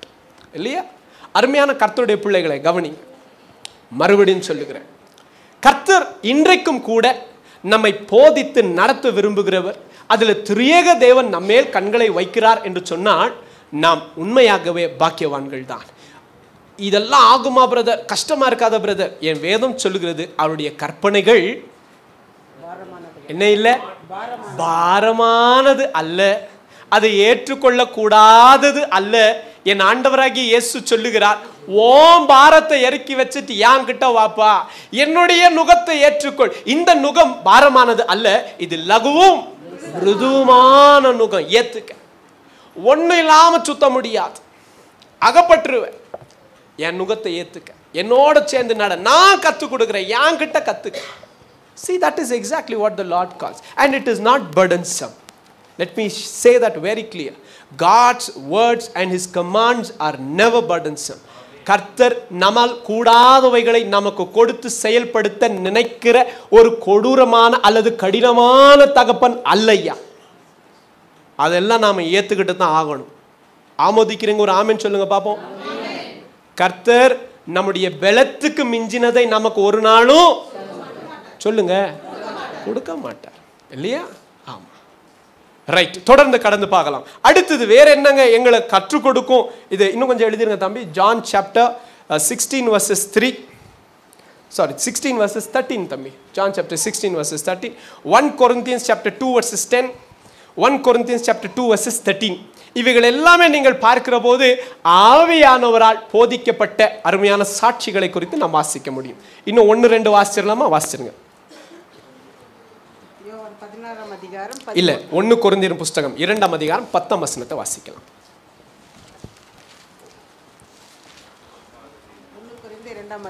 நமக்கோ தேவன் அவைகளை தமது ஆவியினாலே வெளிப்படுத்தினார்.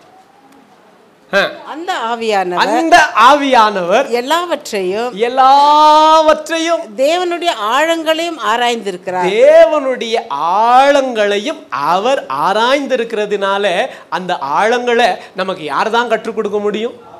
அவரே கற்றுக் கொடுக்க முடியும். 3ஆச்சா? அடுத்தது 4வது, the anointing of Holy Spirit will teach us. 4வது, பரிசுத்த ஆவியானுடைய அபிஷேகம் நம்மை போதிக்கும். வாசிக்கலாம். 1 யோவானின் புஸ்தகம் 2ஆம் அதிகாரம் 27ஆம் வசனத்தை வாசிக்கலாம். 1 யோவான் 2ஆம் அதிகாரம் 27ஆம் வசனம். நீங்கள் அவரால் பெற்ற அபிஷேகம், நீங்களும் நானும் கிறிஸ்து இயேசுவால் பெற்ற அபிஷேகம் உங்களில் நிலைத்திருக்கிறது, நமக்குள் நிலைத்திருக்கிறது. ஒருவரும் உங்களுக்கு போதிக்க வேண்டுவது, ஒருவரும் நமக்கு போதிக்க வேண்டியது அல்ல. அந்த அபிஷேகம் சகலத்தையும் குறித்து உங்களுக்கு போதிக்கிறது, சகலத்தை குறித்து நமக்கு போதிக்கும். அது சத்தியமாயிருக்கும், பொய் அல்ல. அது உங்களுக்குள் போதித்தபடியே அவரில் நிலைத்திருப்பீர்களாக. அதனால எங்களுக்கு சபை வேண்டாம், நாங்கள் வீட்டிலே உக்காந்துக்கிறோம், எங்களுக்குள்ள இருக்கிற அபிஷேகம் எங்களையே வழி நடத்திடும். தம்பி, அதோடைய கான்டெக்ஸ்ட் என்னன்னு வாசிக்கணும். கர்த்தர் அப்படி சொல்லியிருந்தா நான் அதை தடுக்கிறவன் அல்ல.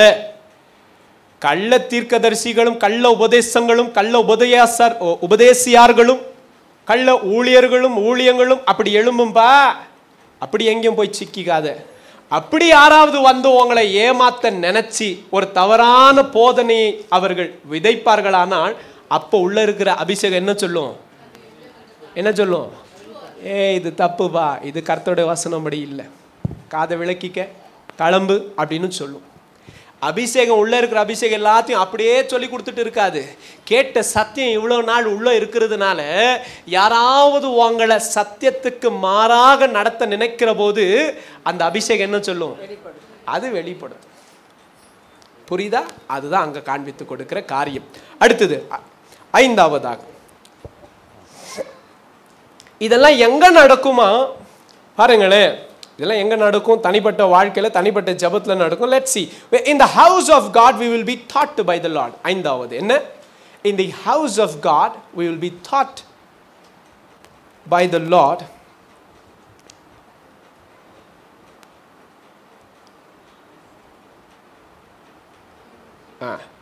பிராக்கெட்டுங்கள்ல servants of God அப்படின்னு போடுங்க. ஆமா, கர்த்தருடைய ஊழியக்காரர்கள். வாசிக்கலாம். ஏசாயா புஸ்தகம் 2ஆம் அதிகாரம் 3ஆம் வசனமும், மீகா புஸ்தகம் 4ஆம் அதிகாரம் 2ஆம் வசனமும் வேக வேகமாய் வாசிக்க வேண்டும், நமக்கு நேரம் குறைவாகத்தான் உண்டு.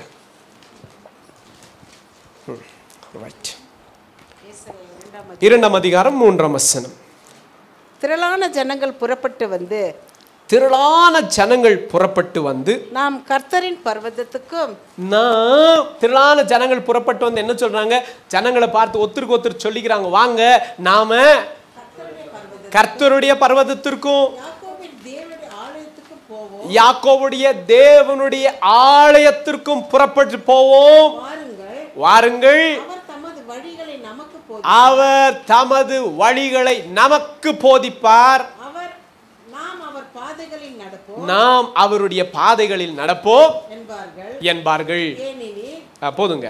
நீங்க மீகா புஸ்தகம் 4:2 மீகா இதே வசனத்தை ஜனங்களுக்கு சொல்லுவார். He requotes what Isaiah said. Micah chapter 4 verses 2.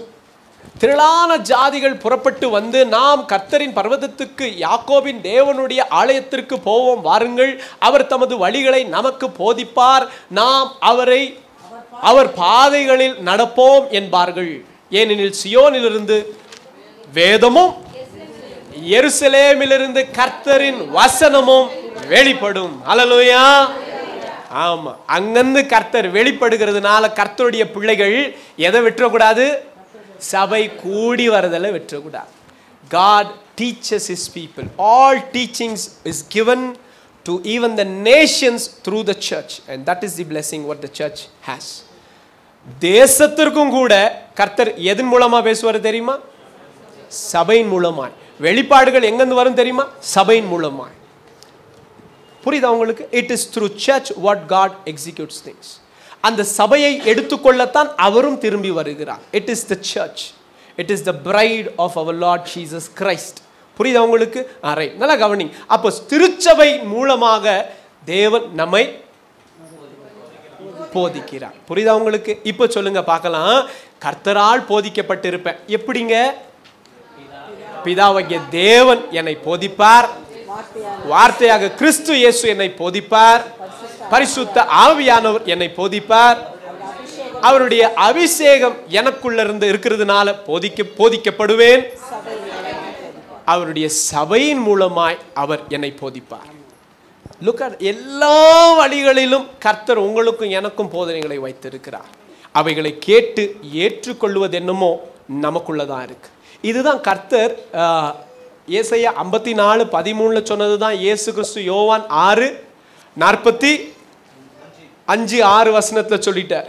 அதே தான் பிற்நாட்களில மறுபடியும் கூட எபிரியரின் புஸ்தகம் 8ஆம் அதிகாரம் 10ஆம் வசனத்துல என்ன சொல்லுவாங்க பாருங்க. அது புதிய ஏற்பாட்டு அல்ல புதிய உடன்படிக்கையின் திருச்சபைக்கு என்பதை உறுதிப்படுத்தி நான் முடிக்க ஆசைப்படுகிறேன். வேகமா போங்க. எபிரியரின் புஸ்தகம் 8ஆம் அதிகாரம் 10 தொடங்கி 12 வரைக்கும் வாசிங்க. அந்த நாட்களுக்கு பின்பு நான் இஸ்ரவேல் குடும்பத்தாரோடு பண்ணும் உடன்படிக்கையாவது, என்னுடைய பிரமாணங்களை அவர்களுடைய மனதில் வைத்து அவர்களுடைய இருதயங்களில் அவைகளை எழுதுவேன். நான் அவர்கள் தேவனாயிருப்பேன், அவர்கள் என் ஜனமாயிருப்பார்கள். அப்போது சிறியவன் முதல் கொண்டு பெரியவன் வரைக்கும் எல்லாரும் என்னை அறிவார்கள். எல்லாரும் கர்த்தரை அறிந்து கொள்வார்கள். எப்படிங்க? இப்ப நாம ஒரு பிள்ளைய பார்த்து கேட்டோம்னு நினைச்சுக்கோங்க, IAS பாஸ் பண்ணிட்டாங்க, ஃபர்ஸ்ட் ரேங்க். அவரை பார்த்து கேட்குறோம், எப்படி தம்பி பாஸ் பண்ணிட்டீங்க? அவர் சொல்லுவார், இந்த இடத்துல டியூஷன் போயிட்டு இருந்தேன், அங்க இந்த டீச்சர் கற்றுக் கொடுத்தாங்க, இப்படி எல்லாம் நடந்துச்சு. இன்னைக்கு கர்த்தர் உங்களையும் என்னையும், அல்லது உலகத்து மனுஷங்க மற்றவங்க யாராவது உங்களையும் என்னையும் பார்த்து இது எப்படி காரணம், இது என்ன நடந்துச்சுன்னு நாம் என்ன சொல்லுவோம்? என்னங்க புரியல?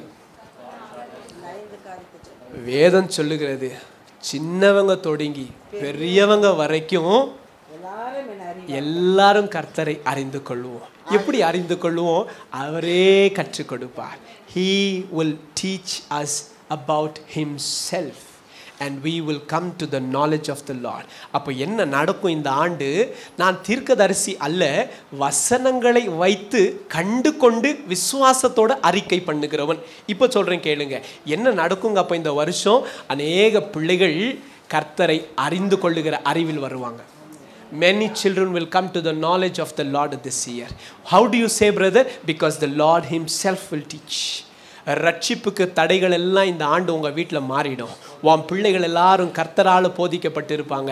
எனவே அவர்கள் கர்த்தருடைய சத்தத்துக்கு செவி கொடுக்கிறதினால் அவர்கள் கர்த்தரை அறிந்து கொள்வார்கள். படித்தவங்களோ படிக்காதவங்களோ, உயர்ந்தவங்களோ தாழ்ந்தவங்களோ, பெரியவங்களோ சிறியவங்களோ, எனக்கு அது தெரியாது. ஆனால் ஒன்று தெரியும், எருசலேமின் கூடாரத்துக்குள் வந்த அத்தனை பேரையும் கர்த்தரே போதிப்பார். நாம் சிறியவர்கள் தொடங்கி பெரியவர் வரைக்கும் எல்லாரும் கர்த்தரை அறிந்து கொள்வோம். சின்ன பிள்ளைங்க தானே, இவங்க வயசானவங்க தானே, அதெல்லாம் கிடையாது. அத்தனை பேரும் இங்கே இருக்கிற ஒவ்வொருவரும் கர்த்தரை அறிந்து கொள்ளத்தக்கதாக கர்த்தரே நடத்துவார். ஹல்லேலூயா. தொடர்ந்து கூட நாம் பார்க்கலாம். பாருங்க, அடுத்ததாக 1 தெசலோனிக்கரின் புஸ்தகம், கர்த்தருடைய வீட்டில் நாம் போதிக்கப்படுகிறவர்கள் என்பதற்கு ஆதாரமாக 1 தெசலோனிக்கரின் புஸ்தகம் 4ஆம் அதிகாரம் 9ஆம் வசனத்தை வேகமாய் வாசிக்கலாம். சகோதர சிநேகத்தை குறித்து இந்த தெசலோனிக்க பட்டணத்தின் சபையாரை பார்த்து பவுல் சொல்லுகிறார். பாருங்களேன், சகோதரருடைய சிநேகத்தை குறித்து நான் உங்களுக்கு எழுத வேண்டுவதில்லை. நான் ஒன்னும் உங்களுக்கு சொல்ல தேவையில்லையா? நீங்கள் ஒருவரில் ஒருவர் அன்பாய் இருக்கும்படி தேவனால் போதிக்கப்பட்டிருக்கிறீர்கள். யாரால போதிக்கப்பட்டவங்க? அடே அப்பா, நாம் கர்த்தரால் போதிக்கப்படுகிறவர்கள். அடிக்கடி சொல்லிக்கிட்டே இருங்க, நான் கர்த்தரால் போதிக்கப்படுகிறவன். என் கர்த்தர் என்னை போதிப்பார். நான் அவரை அறிந்து கொள்வேன். நான் அவரை அறிந்து கொள்வேன். என் இருதயம் என் நேசரை அறிந்து கொள்ளும். அல்லேலூயா. எல்லாரும் இயேசு கிறிஸ்து பின்னாடி போக முடியாது. அவர் சத்தத்தை அறிந்தவ ஆட்டுக்குட்டிகள் மாத்திரமே அவருக்கு பின்னாடி ஓடும். புரியுதா உங்களுக்கு? வேகமாய் பார்க்கலாம். பாருங்க அடுத்த காரியங்கள். 1 தெசலோனிக்கரின் புஸ்தகம் 2ஆம் அதிகாரம் 13ஆம் வசனத்தை வாசிக்கலாம். ஆகையால் நீங்கள் தேவ வசனத்தை எங்களால கேள்விப்பட்டு, பவுல் சொல்லுகிறார், தேவ வசனத்தை நீங்க எங்க கிட்ட இருந்து கேட்டீங்க, கேட்டபோது அது மனுஷர் வசனமாக ஏற்றுக்கொள்ளாமல், அது ஏதோ ஒரு மனுஷன் பேசுறாயா, இது பிரதர் தானே, அந்த பிரதருக்கு என்ன தெரியும், இது சந்தோஷ் பிரதர் தானே, இது ராஜா பிரதர் தானே, இது விஜய் பிரதர் தானே, இது விக்ரம் பிரதர் தானே, எந்த பிரதர் பேசினாலும் சரி, பேசுகிறது ஆவியானவரா இருந்தா நாம என்ன பண்ணுவோம்? அது மனுஷனுடைய வார்த்தைகளாய் ஏற்றுக்கொள்ளாம தேவ வசனமாக ஏற்றுக்கொண்டதினால. அப்ப கர்த்தர் யாரை கொண்டு போதிக்கிறார்? சபையில ஊழியக்காரர்களை கொண்டு போதிக்கிறார். This is the 5 things how God will teach you and me. தேவன், இது ஒருவேளை நீங்கள் கேட்பதற்கு, பிரதர் இதை நாங்கள் தெரிஞ்சிருக்கிறோமே, ஏற்கனவே இது எங்களுக்கு தெரியுமே என்பது கூட உங்க மனசுல தோணலாம். தேவன் எவ்விதமாய் பேசுவார், இதெல்லாம் உண்டு தான் நீங்க நினைக்கலாம். But all these things I am not telling you because you do not know. I am reminding you because that is exactly what God wants to do this year in your life and in my life. கர்த்தர் அவைகளை தான் நம் வாழ்க்கையில் நிறைவேற்ற போகிறார் என்பதற்கு ஆதாரமாக காண்பித்து கொடுக்கிறேன். நல்லா கவனிங்க, தொடர்ச்சியாக நாம் பார்க்கலாம். தேவன் இவ்விதமாய் நம்மை போதிக்க போகிறார். இந்த தேவன் நம்மை போதித்த வாழ்க்கை என்னங்க? What it means to be taught by the lord. What it means to be taught by the lord. கர்த்தர் என்ன போதிப்பார்? வேதத்தை கொண்டு போதிப்பார், அவரே போதிப்பார், ஆவியானவர் கொண்டு போதிப்பார், ஊழியக்காரங்களை கொண்டு போதிப்பார். இவ்வளோ போதிக்கப்பட்ட வாழ்க்கை எப்படி இருக்கும் தெரியுமா? அங்கதான் தெரியும் நாம உண்மையாகவே போதிக்கப்பட்டோமா இல்லையான்னு. புரியுதா உங்களுக்கு? வாசிக்கலாம். What it means to be taught by the Lord. தேவனால் போதிக்கப்பட்டது என்று சொன்னால் என்ன? பைபிள் கேளுங்க பிரதர். ஆதியாகமம் தொடங்கி வெளிப்படுத்தின விசேஷம் வரைக்கும் கடன்னு புக் பேருங்க சொல்லட்டுமா? ஜெனசிஸ், எக்ஸடஸ், லிவிட்டிகஸ், நம்பர்ஸ், டியூட்ரானமி அப்படியே சொல்லட்டுமா பிரதர்? அதல்லப்பா அதல்ல பிரதர். நீங்க பாதி வசனம் சொல்லுங்க, அடுத்த பாதி வசனத்தை நான் சொல்றேன். கர்த்தர் என் மேய்ப்பராக இருக்கிறார். போதும் விடுங்க, நான் மீதி சொல்றேன். நான் தாழ்ச்சி அடையேன். போதுமா பிரதர்? எப்படி பிரதர்? வசனத்தை போதிக்கப்பட்டிருக்கிறேன். கர்த்தர் அதுக்காக ஸ்தோத்தரிக்கிறேன். நீங்கள் மனதளவில் நினைவில் வைத்து கொண்ட எல்லா வசனங்களுக்காகவும் உங்களுக்காக கர்த்தர் ஸ்தோத்தரிக்கிறேன். ஆனால் அவைகள் தீர்மானிப்பதில்லை. It is good, it is good, it is good, but not that determines that if we are being taught by the Lord. ஆதாரத்துக்கு சொல்லுகிறேன். பரிசேயர்கள் அந்த நாட்களில் இருந்தாங்க. அவர்களும் வேத வசனத்தை அறிஞ்சவங்க மட்டும் இல்லை, நல்லா போதிச்சாங்க. ஆண்டவராகிய இயேசு என்ன சொன்னார் தெரியுமா? இந்த பாருங்கப்பா, அவங்க போதிச்சாங்க பார்த்தீங்களா, பரிசேயர் போதிச்சாங்களே, அதெல்லாம் கேளுங்க, எல்லாம் கேளுங்க. ஆனால் அவங்க செய்கிறபடி நீங்கள் செஞ்சிடாதீங்க. அப்பா ஒரே போடு முடிஞ்சிருச்சாங்க. அவங்க சொல்றதெல்லாம் கேளுங்க, ஆனா அவங்க செய்யறபடி நீங்க செய்யாதீங்க அப்படின்னார். அப்படின்னா என்ன அர்த்தம்? போதனை மட்டுமோ அல்லது அறிந்திருக்கிற அறிவு மட்டுமோ போதாது. இங்க இருக்கிற அறிவு எங்க வரணும் தெரியுமா? இங்க வரணும். இங்க மட்டுமே தங்கிட்டா போதா. ஒரு ஊழியக்கார் சொல்லி நான் கேட்டது உண்டு. ஒரு சின்ன பையன் ஜோம் பண்ணிட்டு இருந்தானாம் ஒரு மரத்தடியில் உட்கார். தகப்பனே கொஞ்சம் இறங்க செய்யும், கொஞ்சம் இறங்க செய்யும், கொஞ்சம் இறங்க செய்யும் என்று. என்ன தம்பி ஜோம் பண்றீங்க? ஐயா, என் அப்பாவுக்காக ஜோம் பண்ணிட்டு இருக்கிறேன். என்னப்பா ஜோம் பண்ணிட்டு? என் அப்பாவை கர்த்தர் தொட்டு கொஞ்சம் இறங்க பண்ணினா போதும். எங்கப்பா இருக்கிறார்? மேலே எங்கனா இருக்கிறாரா? இல்லைங்க, என் அப்பா நல்ல ஒரு போதகன் தான், நல்ல வசனத்தை அறிந்தவன் தான். ஆனால் என் அப்பாவுக்கு எல்லாம் இங்கே தான் இருக்கு, இங்கே இல்லை. என் அப்பாவுக்கு அங்கே இருக்கிற வசனங்கள் எல்லாம் கொஞ்சம் இறங்க பண்ணி எங்கே வரட்டும்? தலையில் இருக்கிறதெல்லாம் வாழ்க்கைக்கு இருதயத்துக்கு வரட்டும். இருதயத்துக்கு வந்துருச்சுன்னா என் அப்பா மாறிடுவாருங்க, என் அப்பா கர்த்தருக்கு சாட்சியாக நிற்க முடியுங்கன்னு சொல்லி அந்த தம்பி மரத்தடியில் ஜாம் பண்ணினது இன்னைக்கு ஞாபகம் வருது. கர்த்தர் வசனங்களை குறித்து, சுவிசேஷத்தை குறித்து, இயேசு பூமிக்கு வந்தார், என் பாவங்களை சுமந்தார், சிலுவையில் மரித்தார், அடக்கம் பண்ணப்பட்டார், 3ஆம் நாள் உயிர்த்தெழுந்தார், எடுத்துக்கொள்ளப்பட்டார், மீண்டும் வருகிறார். வெரி குட், தெரிஞ்சுதான் இருக்கணும். ஆனால் கர்த்தரால் போதிக்கப்பட்டிருந்தா அவங்க எப்படி இருப்பாங்க என்பதை வேகமாக சொல்லி கொடுத்து முடிக்கிறேன். வாசிக்கலாம். That means we will not live like those who have no understanding.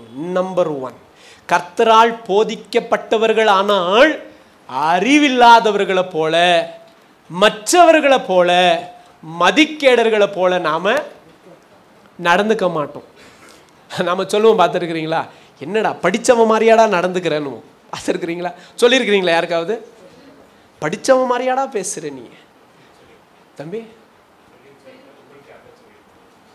அடே அப்பா, சொல்லியிருக்கிறீங்களா யாருக்காவது? இல்லை நமக்கு யாராவது சொல்லியிருக்கிறாங்களான்னு கேட்குறாரு தம்பி. நம்ம சொல்லியிருக்கிறோம், இல்லை நமக்கு யாராவது சொல்லியிருக்கணும். படித்தவன் மாதிரி பேசுறியாடா? ஏண்டா நம்ம சொல்லுவோமா, சபைக்கு போயிட்டு வந்தவன் மாதிரி பேசுறியாடா? ஒரு கர்த்தருடைய பிள்ளை மாதிரி பேசுறியாடா? என்னடா தம்பி உங்க வாயில இப்படிப்பட்டதா அப்படின்னு நம்ம கேட்டிருப்போம். பார்த்துருக்கிறீங்களா? கர்த்தரால் போதிக்கப்பட்டிருந்தா அடுத்தது இந்த வருஷம் ஃபுல்லாக பார்க்குறவங்க எல்லாரும் என்ன கேட்கணும்? ஏன்பா, கர்த்தரால் போதிக்கப்பட்டவன் இப்படி பேசலாம் ஐயா, கர்த்தரால் போதிக்கப்பட்டவன் இப்படி செய்யலாம் ஐயா, கர்த்தரால் போதிக்கப்பட்டவன் வாழ்க்கை இப்படி இருக்கலாம் ஐயா. வருஷத்துக்கு இன்னைக்கு ஒரு நாள் இந்த வசனம் சந்தோஷமா இருந்தா மற்ற 364 நாளும் நம்ம வாழ்க்கையை சீர்படுத்தத்தான் இந்த வசனம். புரியுதா உங்களுக்கு? I am graduated by God.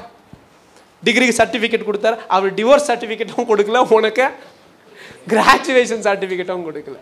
Are you really being taught by the Lord? And that graduation certificate can be seen in our daily living. நம்முடைய அனுதின வாழ்க்கையில தெரியும் இவர்கள் தேறினவர்களா இல்லையான்னு. பவுல் அப்படிதான் ஒரு கூட்ட விசுவாசிகளை பார்த்து சொல்லுகிறான், ஐயோ விசுவாசமுள்ள கூட்டமே, நான் உங்களிடத்தில் தேறினவர்களிடத்தில் பேசுகிறது போல பேசாம உங்களிடத்துல சின்ன பிள்ளை இடத்துல பேசுகிறது போல பேசணுமா. நான் உங்களுக்கு திடமான ஆகாரத்தை கொடுக்க முடியாம இன்னமும் கூட என்னதான் கொடுக்கணுமா இருக்கு, பாலே கொடுக்கணுமா இருக்கு. காலத்தை பார்த்தா நீங்களாம் என்னவா இருந்திருக்கணும், போதர்களா இருக்க வேண்டிய ஆள். இன்னமும் கூட இப்படியே இருக்கிறீங்களே. கர்த்தரால் போதிக்கப்பட்டிருந்தீங்கன்னா இப்படியே இருப்பீங்களா ஐயா? கர்த்தரால் போதிக்கப்பட்டிருந்தீங்கன்னா இப்படிப்பட்ட வாழ்க்கை வாழ்வீங்களா ஐயா? எத்தனை வருஷமா கர்த்தரை தெரியும் உங்களுக்கு? இப்ப நீங்க யோசிங்க ஒரு நிமிஷம். ரட்சிப்புக்குள்ள வந்து எத்தனை வருஷம் ஆச்சு? கர்த்தரை ஏற்றுக்கொண்டு எத்தனை காலங்கள் ஆகுகிறது? எப்படி வாழ்றோம்? இதுல சந்தோஷம் வேற. நாங்க 20 வருஷம் விசுவாசி. எங்க அப்பா எப்படிப்பட்ட விசுவாசி தெரியுமா?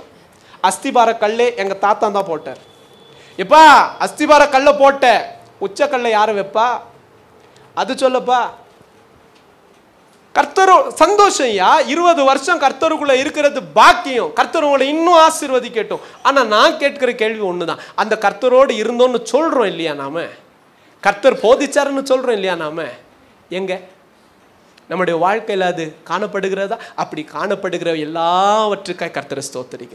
ஒரு சிஸ்டர் சாட்சி சொன்னாங்க, என் வாயிலிருந்து எப்படிப்பட்ட வார்த்தைகள் வரும் தெரியுமா? அவங்க அதிக காரியங்கள் பேசியிருக்க வாய்ப்புகள் உண்டு, ஆனால் இன்னைக்கு நேரம் இல்லாததுனால என்கிட்ட சொல்லுவாங்க, எல்லா காரியங்களும் சொல்லுவாங்க. பிரதர், ஒரு அம்மா வந்தாங்க, அவங்க பயந்துட்டு வந்தாங்க, இந்த அம்மா என்ன பண்ணுமோன்னு. நான் பழைய ஆள் இல்லை, அவங்க பேசுகிறாங்க, நான் கேட்டுட்டு இருக்கிறேன். அவங்க சொல்கிறாங்க, நீ தாமாம்மா இது, நீங்கள் தாமாம்மா இது. அதுதான் என் சாட்சி. கர்த்தரால் போதிக்கப்பட்டா இப்படி மாற்றம் வரணும். நம்முடைய வாழ்க்கையில் நாம் மதிக்கேடர்களை போல நடந்துக்க மாட்டோம். who do not know God, கர்த்தரை அறியாதவர்களைப் போல, புத்தி இல்லாதவர்களை போல நாம் நடந்துக்க மாட்டோம். வேகமாக வாசிக்கலாம்.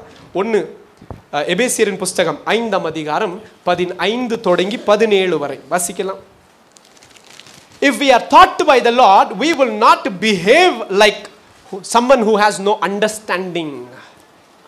வாசிக்கலாம். ஆனபடியினாலே நீங்கள் ஞானமற்றவர்களைப் போல் நடவாமல், நீங்கள் ஞானம் இல்லாதவர்களை போல நடக்காம, ஞானம் உள்ளவர்களைப் போல கவனமாய் நடந்து கொள்ள வேண்டும். நாட்கள் பொல்லாதவையாய் இருக்கிறதினால் காலத்தை பிரயோஜனப்படுத்திக் கொள்ளுங்க.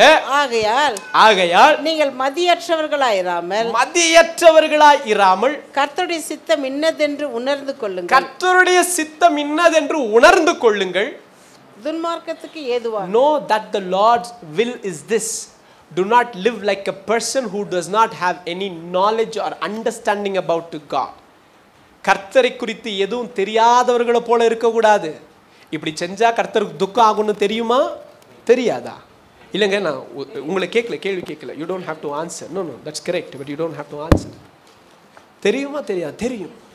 அதுவும் மீறி செய்கிறோமா? செய்கிறது இல்லையா? And that will show if you are really taught by the lord. எந்த ஒரு பிள்ளை ஆகிலும் மேத்தமெட்டிக்ஸ் ஸ்கூலில் உட்கார்ந்து கற்றுக்கொண்டு 10+10 = 20 என்பதை அறிந்தும் கற்றுக்கொண்டும் அதுக்கு 2 அடி வாங்கி அதை மண்டையில் ஏற்றுக்கொண்டு இப்போ அதனுடைய தெளிவோட எக்ஸாம் போகிறேன். 10+10 20. ஆனாலும் நான் எழுத மாட்டேன், நான் 25 தான் எழுதுறேன். Nobody will behave like that. அந்த பிள்ளை 25 எழுதுறான்னா அர்த்தம் என்ன தெரியுமா? அந்த பிள்ளைக்கு புரியலன்னு அர்த்தம், அந்த பிள்ளைக்கு தெரியலன்னு அர்த்தம். தெரியும்னு சொல்லுவான், ஆனால் அவனுக்கு நாம கர்த்தரால் போதிக்கப்பட்டவங்க, கர்த்தரை எங்களுக்கு தெரியும், கர்த்தருக்கும் எங்களை தெரியும், எங்களுக்கும் கர்த்தரை தெரியும்னு சொல்லி நம்ம சொல்லிக் கொள்ளலாம். ஆனால் வாழ்க்கை சொல்லிடும், மெய்யாகவே இவங்க கர்த்தரால் போதிக்கப்பட்டவங்களா இல்லையான்ட்டு. புரியுதா? உங்க வீட்டில் இருக்கிறவங்க சொல்லணும். ஒருவேளை இந்த சபைக்கு வராதவங்க இன்னும் உங்கள் வீட்டில் இருக்கிற சகோதர சகோதரிகள், நண்பர்கள், உறவினர்கள், நீங்கள் வேலை செய்கிற ஸ்தலங்களில் சொல்லணும். யாருங்க உங்களுக்கு இப்படி சொல்லி கொடுத்துருக்குறா? எங்கேருந்துங்க கற்றுக்கிட்டு வந்தீங்க நீங்கள் இதெல்லாம்? அப்போ சொல்லுங்க, இந்த ஏழையை கர்த்தர் போதித்தார். கர்த்தரனை போதித்து நடத்துகிறவர். நான் கர்த்தருடைய பிள்ளை. அவர் எஜமான், நான் அவருடைய சீஷன். அவர் குரு, நான் சீஷன். அவர் எஜமான், நான் வேலைக்காரன். அல்லேலூயா. அங்கதான் தெரியும் நாம கர்த்தரால் போதிக்கப்பட்டவங்களா இல்லையா என்பது. அடுத்ததையும் வாசிக்கலாம் பாருங்க. That means we will not live like pagans who do not know God. வாசிக்கலாம். எபேசியர் புஸ்தகம் 4 அதிகாரம் 17 தொடங்கி 19 வரை. That means we will not live like pagans who do not know God. கர்த்தரை அறியாத அந்நியர்களைப் போல நாம் நடந்து கொள்ள மாட்டோம். எபேசியர் 4 அதிகாரம் 17 தொடங்கி 19 வரை. ஆதலால் கர்த்தருக்குள் நான் உங்களுக்கு சாட்சியாக சொல்லி எச்சரிக்கிறது என்னவெனில் மற்ற புறஜாதிகள் தங்கள் வீணான சிந்தையில நடக்கிறது போல புறஜாதியார் தங்களுடைய வீணான சிந்தனையில் நடக்கிறது போல நீங்கள் இனி நடவாமல் இருங்க. நீங்க நடக்காதீங்க. ஏன்னா அவங்களுக்கு சத்தியம் தெரியாது, அவர்களுக்கு போதிக்க கர்த்தர் கிடையாது. கர்த்தருடைய பிள்ளையே, உங்களுக்கும் எனக்கும் போதிக்க கர்த்தர் உண்டு. இனி எப்படி நடக்காதீங்க? எப்படி நடக்க கூடாது? வீணான சிந்தனை கொண்டு அந்நிய நடக்கிறது போல நாம் நடக்க கூடாது. We have a master, we have a teacher. புரியுதா உங்களுக்கு? வாசிக்கலாம். அவர்கள் புத்தியிலே அந்தகாரப்பட்டு தங்கள் இருதய கடினத்தினால் தங்களில் இருக்கும் அறியாமையினால ஒன்று, ரெண்டாவது அறியாமையினாலே, ரெண்டு தேவனுடைய ஜீவனுக்கு அந்நியராய் இருக்கிறார். தேவனுடைய ஜீவனுக்கும் அந்நியராய் இருக்கிறார்கள். 1 தெசலோனிக்கர் புஸ்தகம் 4 அதிகாரம் 5 வசனம். உங்களில் அவனவன் தன் சரீர பாண்டத்தை பரிசுத்தமாயும் கனமாயும் ஆண்டு கொள்ளும்படி அறிந்து இந்த விஷயத்தில் ஒருவனும் மீறாமலும் தன் சகோதரனை வஞ்சியாமலும் இருக்க வேண்டும். முன்னமே நாங்கள் உங்களுக்கு சொல்லி சாட்சியாக எச்சரித்தபடியே இப்படியே விசேஷங்கள் எல்லாம் குறித்து. இல்ல, நீங்க மேல வாசிக்கணும்னு நினைக்கிறேன். அப்படின்னா it will be வாசிங்க. இங்கிலீஷ்ல இருந்து வாசிங்க. 4ல இங்கிலீஷ் வாசிச்சிருங்க. 3ஆம் வசனம் வாசிங்க பாருங்க. நீங்கள் பரிசுத்தமுள்ளவர்களாக 1 Thessalonians chapter 4 verses 5. உங்களில் அவனவன் தன் சரீரத்தை தம்பி 5 இங்கிலீஷ்ல வாசிங்க. Not in lustful passion like the Gentiles who do not know God. கர்த்தரை தெரியாதவங்க தான் அசுத்தமா நடந்துப்பாங்க. திருமணத்தோடைய மேன்மை தெரியாது, குடும்பத்தோடைய மேன்மை தெரியாது, கர்த்தர் ஏற்படுத்தின உறவுகள் தெரியாது, இவைகள் எதுவும் தெரியாம எப்படி நடப்பான் தெரியுமா? கர்த்தரை அறியாதவன் அப்படிதான் நடப்பான். நாமும் கூட, பவுல் சொல்லுகிறார், நாமும் கூட ஒரு காலத்துல அப்படி இருந்தோம். இப்போ ஏன் அப்படி இல்லைங்க? ஏங்க அப்படி இல்லை? இப்போ நாம சிஸ்டரை கேட்கணும், இவங்களை கேட்கணும், தம்பி மகேந்திரனை கேட்கணும். மகேந்திரனுடைய முழு சாட்சி நீங்க கேட்கலையே. அக்கா வந்து சொல்லிட்டாங்க, அம்மாவை கூப்பிட்டு கேளுங்க. ஒரு நாள் சொல்லுவாங்க அம்மா. நல்லா கவனிங்க. அப்போ எப்படிங்க மாறிடுச்சு? யாருங்க பண்ணா? கர்த்தர் போதித்தா கர்த்தர் அப்படிதான் நடத்துவார். If we are being taught by the Lord, that is the changes it will happen. நான் தம்பி வீட்டில் இருந்தேன். அம்மா கேட்டேன், அம்மா ஞானஸ்தானம் ஏன் எடுக்கிறீங்க? அவங்க வீட்டுக்கே போயிட்டேன். அம்மாவெல்லாம் ஆன்லைனில் சொல்லி கொடுக்க முடியாது. டைரெக்டாக வீட்டுக்கு போய் உக்காந்து பேசிட்டு இருந்தேன். அம்மா சொல்லிட்டு இருந்தாங்க தம்பியை குறித்து. அதை கேட்டுக்கிட்டு இருக்கிற மகேந்திரன் சொல்கிறான் என்கிட்ட, பக்கத்தில் தான் உட்காந்துட்டு இருக்கிறான். அம்மா சொல்ல இவன் இப்படியெல்லாம் பண்ணுவான் பிரதர், இப்படியெல்லாம் செய்வான் பிரதர். மகேந்திரன் பக்கத்தில் இருந்தேன்னு போதுண்ணே, எனக்கே கேட்கறதுக்கு ஒரு மாதிரியா இருக்குண்ணே, வேண்டாம் நானாதுன்னு தோணுது எனக்கு அப்படின்னா. சின்ன தம்பி, புதிய மனுஷனுக்கு பழைய மனுஷனை பார்த்தா அப்படிதான்டா இருக்கும். செய்தவைகளை எல்லாம் குறித்து பவுல் சொல்லுகிறார், இப்பொழுது நினைத்து பார்த்தா வெக்கமா இருக்கு. அப்படி இருக்கா உங்களுக்கு? பழைய வாழ்க்கை நினைச்சு இல்லை. இன்னும் சிலருக்கு எப்படி தெரியுமா இருக்கும்? சே எல்லாம் போச்சு, அதெல்லாம் ஒரு காலம், எவ்வளோ நல்லா இருந்துச்சு, எவ்வளோ அழகாக ஊர் சுட்டிட்டு இருந்தோம், கேட்குறவங்க யாரும் இல்லை, நாங்களா மிதந்துட்டு இருந்தோம். இந்த நியூ இயரெல்லாம் எப்படி போகுதுன்னு தெரியாது. 31ஆம் தேதிக்கு படுத்தாருன்னா துரை 2ஆம் தேதிக்கு தான் எந்திரிப்பார். அப்படி இருந்த நியூ இயர் எல்லாம் போச்சு. இங்கே வந்து எல்லாம் போச்சு. பழைய மனுஷன் ஏங்குகிறான், இன்னும் புதிய மனுஷனை துக்கப்படுத்துகிறான். உண்மைக்கு கர்த்தருக்குள்ள இருக்கிற பிள்ளைகளுக்கு என்ன வரும் தெரியுமா? அந்த பழைய சுவாபங்கள், பழைய காரியங்கள், நாம் செய்தவைகளை நினைத்தா அதை நினைச்சு பார்க்க கூட அவமானமா இருக்காண்டவரே, அது என் மனசுல கூட வேண்டாம் ஐயா. நீர் அவைகளை தூக்கி முதுகுக்கு பின்னால் எரிந்து விட்டீர், சமுத்திரத்தின் ஆழத்தில் அதை தள்ளிவிட்டீர், இனி நீர் அவைகளை நினைப்பதில்லையா. அந்த நம்பிக்கை எனக்கு போதும், நான் தொடர்ந்து முன்னாடி போகிறேன். See, that is exactly what will happen if we are being taught by the Lord. கர்த்தரால் போதிக்கப்படுவேன், கர்த்தரால் போதிக்கப்படுவேன், கர்த்தரால் போதிக்கப்படுவேன். போதிக்கப்பட்டா இதெல்லாம் நடக்கும்பா, பார்த்துக்க, ஏமாந்து போகாது. நான் கர்த்தரால் போதிக்கப்பட்டவன் என்று சொல்லி கடைசியா ஏமாந்து நிற்க கூடாது. இவைகள் எல்லாம் நடக்கணும். கர்த்தரால் போதிக்கப்பட்டா இது நடக்கணும். புரியுதா உங்களுக்கு? ஆமா, நல்லா கவனிங்க. நாம் தொடர்ந்து ஒரு சில காரியங்களை மாத்திரம் பார்த்து முடித்து விடலாம். எனவே கர்த்தர் போதிப்பார் என்கிற தயவு நமக்கு தெரிஞ்சிட வேண்டும். எதுக்கு பிரதர் கர்த்தர் போதிப்பார்? உனக்கு என்ன ஆலோசனை வேணும்னு சொல்லுங்க. என் கர்த்தர் யார் தெரியுமா? ஆண்டவரே, யுத்தம் ஆண்டவரே, உன் கையை யுத்தத்துக்கு நான் கற்றுக் கொடுத்துருவேன். உன் விரல்களை வெண்களை அம்பு முறிக்கும்படி பலன் கொடுத்துருவேன். ஆண்டவரே, நான் நடக்க வேண்டிய வழி அதை நானே உனக்கு போதிப்பேன். ஆண்டவரே, எனக்கு நடக்க தெரியாது, உன் கையை பிடிச்சி நடக்கவும் கற்றுக் கொடுத்துருவேன். Ultimately no matter what the lord will teach everything. கர்த்தர் எவ்வளோ நல்லவர் தெரியுமா? பாதையும் காட்டுறாராம். நடக்க தெரில ஆண்டவரே, எனக்கு நடக்க வர மாட்டேங்குது ஆண்டவரே. கர்த்தர் சொல்லுகிற, எப்ராஹிமின் கையை பிடித்து நடக்க கற்றுக் கொடுக்கிறவர் ஐயா. நான் நடக்க கற்றுக் கொடுக்குறேன், பாதையை நான் காட்டுறேன், ஆலோசனை நான் சொல்றேன், உனக்கு என்ன வேணும்னு சொல். கர்த்தரே அவைகளை நமக்கு போதித்து நடத்துவார். ஹல்லேலூயா. நல்லா கவனிங்க.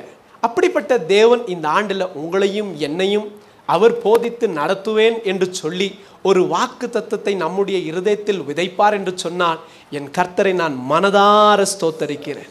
எனக்கு தெரியாது எத்தனை திருச்சபைகளுக்கோ எத்தனை கர்த்தருடைய பிள்ளைகளுக்கு இவ்விதமான ஒரு தயவு கிடைச்சிச்சுன்னு. எல்லாருக்காகவும் ஜெபம் பண்ற, எல்லாரையும் வாழ்த்துற, ஆசீர்வதிக்கிறேன். ஆனால் நான் ஒன்று சொல்லுவா, இந்த சின்ன ஏழை ஒரு சிறு கூட்டத்திற்கு கர்த்தர் கொடுத்த தயவு என்ன தெரியுமா?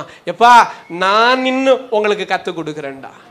And what more do you think as a church we would expect from the Lord? கர்த்தர் நடத்துனா எப்படி நடத்துவார் தெரியுமா? நான் சொல்லுவா, அமர்ந்த தண்ணீர் அண்டைகளிலும் பொல்லுள்ள இடங்களிலும் மேய்ப்பார். உங்க ஆத்துமா, என் ஆத்துமா நம்பி போகலாம். Praise the Lord. அது மாத்திரமல்ல, நல்லா கவனிங்க, யாரை கர்த்தர் போதிப்பார்? சபைக்குள் இருக்கிறதுனால எல்லாரையும் போதிப்பாரா? வேகம் எழுதிக்கங்க. 3 பேரை கர்த்தர் போதிப்பார். 1, தாழ்மை உள்ளவர்களுக்கு கர்த்தர் போதனை கொடுப்பார். 1 for those who are humble. எழுதி கொள்ளலாம் வேகமா. To the humble.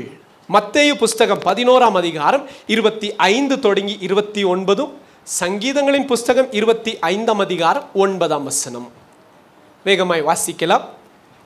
மத்தேயு புஸ்தகம் 11ஆம் அதிகாரம் 25 தொடங்கி 29 வரைக்கும். Book of Matthew chapter 11 verses 25 to 29, Psalm chapter 25 verses 9. இரண்டாவது, to whom will God teach? இரண்டாவது, to those who fear God. இரண்டாவது என்ன? கர்த்தருக்கு பயப்படுகிறவர்களுக்கு அவர் போதிப்பார். முதலாவது யாரை போதிப்பார்? தாழ்மை உள்ளவர்களுக்கு அவர் போதிப்பார். இரண்டாவது, கர்த்தருக்கு பயப்படுகிறவர்களுக்கு அவர் போதிப்பார். சங்கீதம் 25:12. மூணாவது, to those who wait on the Lord. கர்த்தருக்கு காத்திருக்கிறவர்களுக்கு அவர் போதிப்பார். சங்கீதம் 25:4-5 வசனங்கள். Psalm chapter 25 verses 4 and 5. To those who fear God and to those who wait on the Lord. இப்போ வேகமா ஒவ்வொரு வசனங்களை வாசிச்சிடலாம். மத்தேயு 11:25 தொடங்கி 29. யாருக்கு கர்த்தர் போதிப்பார்? பசங்க சொல்லணும். யாருக்கு? To those who are humble. வாசிக்கலாம். அந்த சமயத்தில் இயேசு சொன்னது, அந்த சமயத்தில் ஆண்டவராகிய இயேசு சொன்னது, பிதாவே, பிதாவே, வானத்துக்கும் பூமிக்கும் ஆண்டவரே, வானத்துக்கும் பூமிக்கும் ஆண்டவரே, இவைகளை ஞானிகளுக்கும் கல்விமான்களுக்கும் மறைத்து, சத்தியத்தை ஞானிகளுக்கும் கல்விமான்களுக்கும், ரட்சிப்பை ஞானிகளுக்கும் கல்விமான்களுக்கும் மறைத்து பாலகருக்கு வெளிப்படுத்தினபடியால். பாலகர் என்று சொன்னால் என்ன? தாழ்மை என்று சிம்பிள். It symbolises humble. வாசிங்க. பாலகர்களுக்கு யாரை பாலகர் என்றாங்க? தன்னோடு கூட இருக்கிற பிள்ளைகளை, தன்னோடு கூட இருக்கிற சீஷர்களை. வாசிங்க. பாலகருக்கு வெளிப்படுத்தினபடியால், பாலகர்களுக்கு வெளிப்படுத்தினபடினா உம்மை ஸ்தோத்தரிக்கிறேன். யாருக்கு கர்த்தர் வெளிப்படுத்துகிறார்? யாருக்கு கர்த்தர் போதனைகளை கொடுக்கிறார்? தன்னை தான் தாழ்த்துகிறவன், சிறுமைப்படுத்துகிறவன். இங்க இருக்கிற எல்லாத்த விட நான் தாங்க ரொம்ப சின்ன பையன். Very good. எதுலங்க? மனசளவுலங்க. எனக்குள்ள பெருமை இல்லைங்க அப்படின்னு சொல்ற பார்த்தீங்களா, அவங்கள தான் கர்த்தர் என்ன பண்றாரு? போதிக்கிறார். அடுத்த வசனத்தை வாசிக்கலாம். சங்கீதம் 25:9 வேகமா. 25ஆம் அதிகாரம் 9ஆம் வசனம் வாசிங்கம்மா. சாந்தம் குணமுள்ளவர்களை நியாயத்திலே நடத்தி, சாந்த குணமுள்ளவர்களை தமது வழியை அவர்களுக்கு போதிக்கிறார். யாருக்கு? சாந்த குணமுள்ளவர்களுக்கு.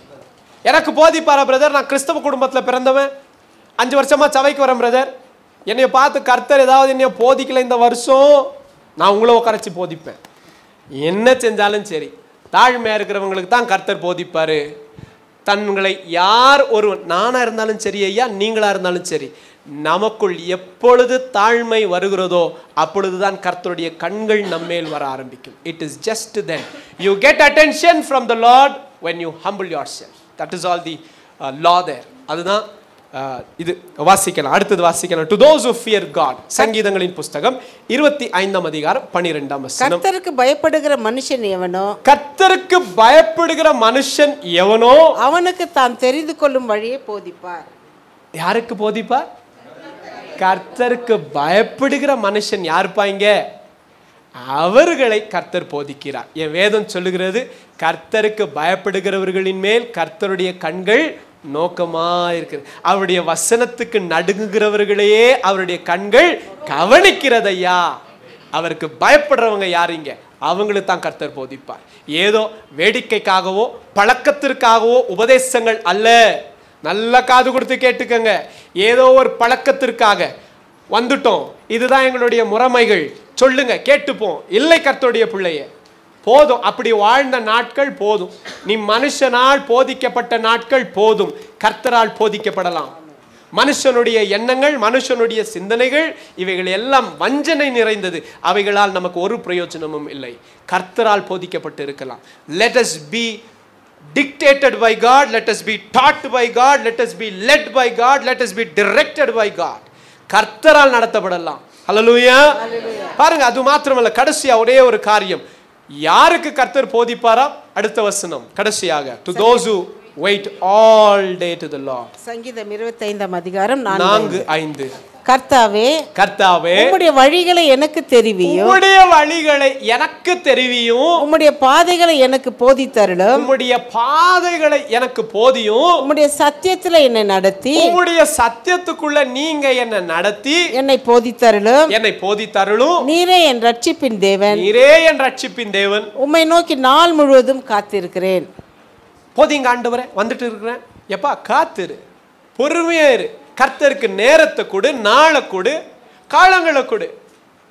நேராக போயிட்டு காலேஜுக்கிட்ட வாசலில் நின்றுக்கிட்டு எனக்கு ஒரு டிகிரி சர்டிஃபிகேட் கொடுங்க பிரின்சிபல் கேளுங்க. என்ன பண்ணுவாங்க? என்ன பண்ணுவாங்க? வாட்ச்மேனை விட்டு துரத்திடுவாங்க. முன்னெல்லாம் யோசிக்க வேண்டாம், சரியில் ஆள் அனுப்பிடுங்கன்னுவாங்க. That is not how we receive teachings from the Lord. உண்மைக்கு சொல்கிறேன், மிகப்படுத்தி கொள்ள அல்ல. ஒரு செய்தியை கர்த்தரிடத்துலேருந்து வாங்கி எழுதி பாருங்க. கர்த்தரிடத்துலேருந்து மனதுக்கு தோன்றுகிறது அல்ல, கர்த்தரிடத்துலேருந்து ஒரு செய்தியை வாங்கி எழுதி பாருங்க. என் பிரதர் அவ்வளோ கஷ்டமா? கஷ்டமாலாம் இல்லை, உட்காரணும், அவ்வளோதான் விஷயம். It is all that is required is you know what, wait. உட்கார். அப்போ தேவனாகிய கர்த்தர் நம்மை போதிக்க வேண்டுமானால் நாம் இடம் கொடுத்துத்தான் வேண்டும். அவருக்கு முன்பாக நாள் முழுக்க காத்திருக்கத்தான் வேண்டும். அப்படி காத்திருந்த மனிதன் தான் மோசே. கர்த்தர் மோசையோடு நண்பனோடு கூட பேசுகிறது போல பேசினார்.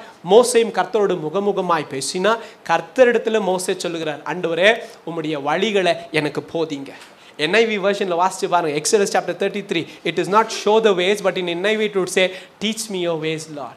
சங்கீதம் 103ஆம் அதிகாரத்தில் கர்த்தர் சொல்லுவார், மோசேவுக்கு நான் என் வழிகளை காட்டினேன். ஏன் ஆண்டவரே மோசேக்கு மட்டும் காமிச்சிங்க? இஸ்ரவேலுக்கு என் கிரியைகளை காண்பித்தேன், மோசேவுக்கோ என் வழிகளை போதித்தேன். ஏன் ஆண்டவரே மோசேக்கு மட்டும்? மோசேக்கு மட்டும்தான் நாள் முழுக்க காத்திருக்க தெரிஞ்சிச்சு. நாள் முழுக்கன்னா எவ்வளோ? அது 40 நாளாக இருக்கலாம், 80 நாளாக இருக்கலாம். நாள் முழுக்க காத்திருக்க யாருக்கு தெரியும்? மோசேவுக்கு தெரியும். நாள் முழுக்க காத்திருக்க தெரியாது யாருக்கு தெரியுமா? இஸ்ரவேலர். அதுக்கு தான் மோசே வரத்துக்கு முன்பதாகவே என்ன பண்ணிட்டாங்க? ஒரு பொன்னினால் கண்ணுக்குட்டியை உண்டாக்கிட்டாங்க. காத்திருக்க தெரியாது, உனக்கு வழிகள் கிடையாது. கர்த்தருடைய பிள்ளைகளால், நல்ல கவனிங்க, கர்த்தருடைய திருச்சபையை, கர்த்தருடைய பிள்ளைகளை நாம் கர்த்தரால் போதிக்கப்பட்டிருக்க வேண்டுமானால் கர்த்தருடைய சமூகத்தில் நீங்களும் நானும் நாள் முழுக்க காத்திருக்க வேண்டும். எலியாவை போய் கேளுங்கள், எலியா நீ யார் ஐயா? நான் கர்த்தருக்கு முன்னாடி நிற்கிற ஆள் ஐயா. காபிரியேலை போய் கேளுங்கள், காபிரியேல் கர்த்தருடைய செய்தியை கொண்டு வந்த தேவதூதனே நீ யாரப்பா? நான் கர்த்தருக்கு முன்பாக நிற்கிறவன். யாருக்கு போதனைகள், யாருக்கு வழிகள்? கர்த்தருக்கு முன்பாக நாள் முழுக்க நிற்கிறவர்களுக்கே அந்த போதனைகள்.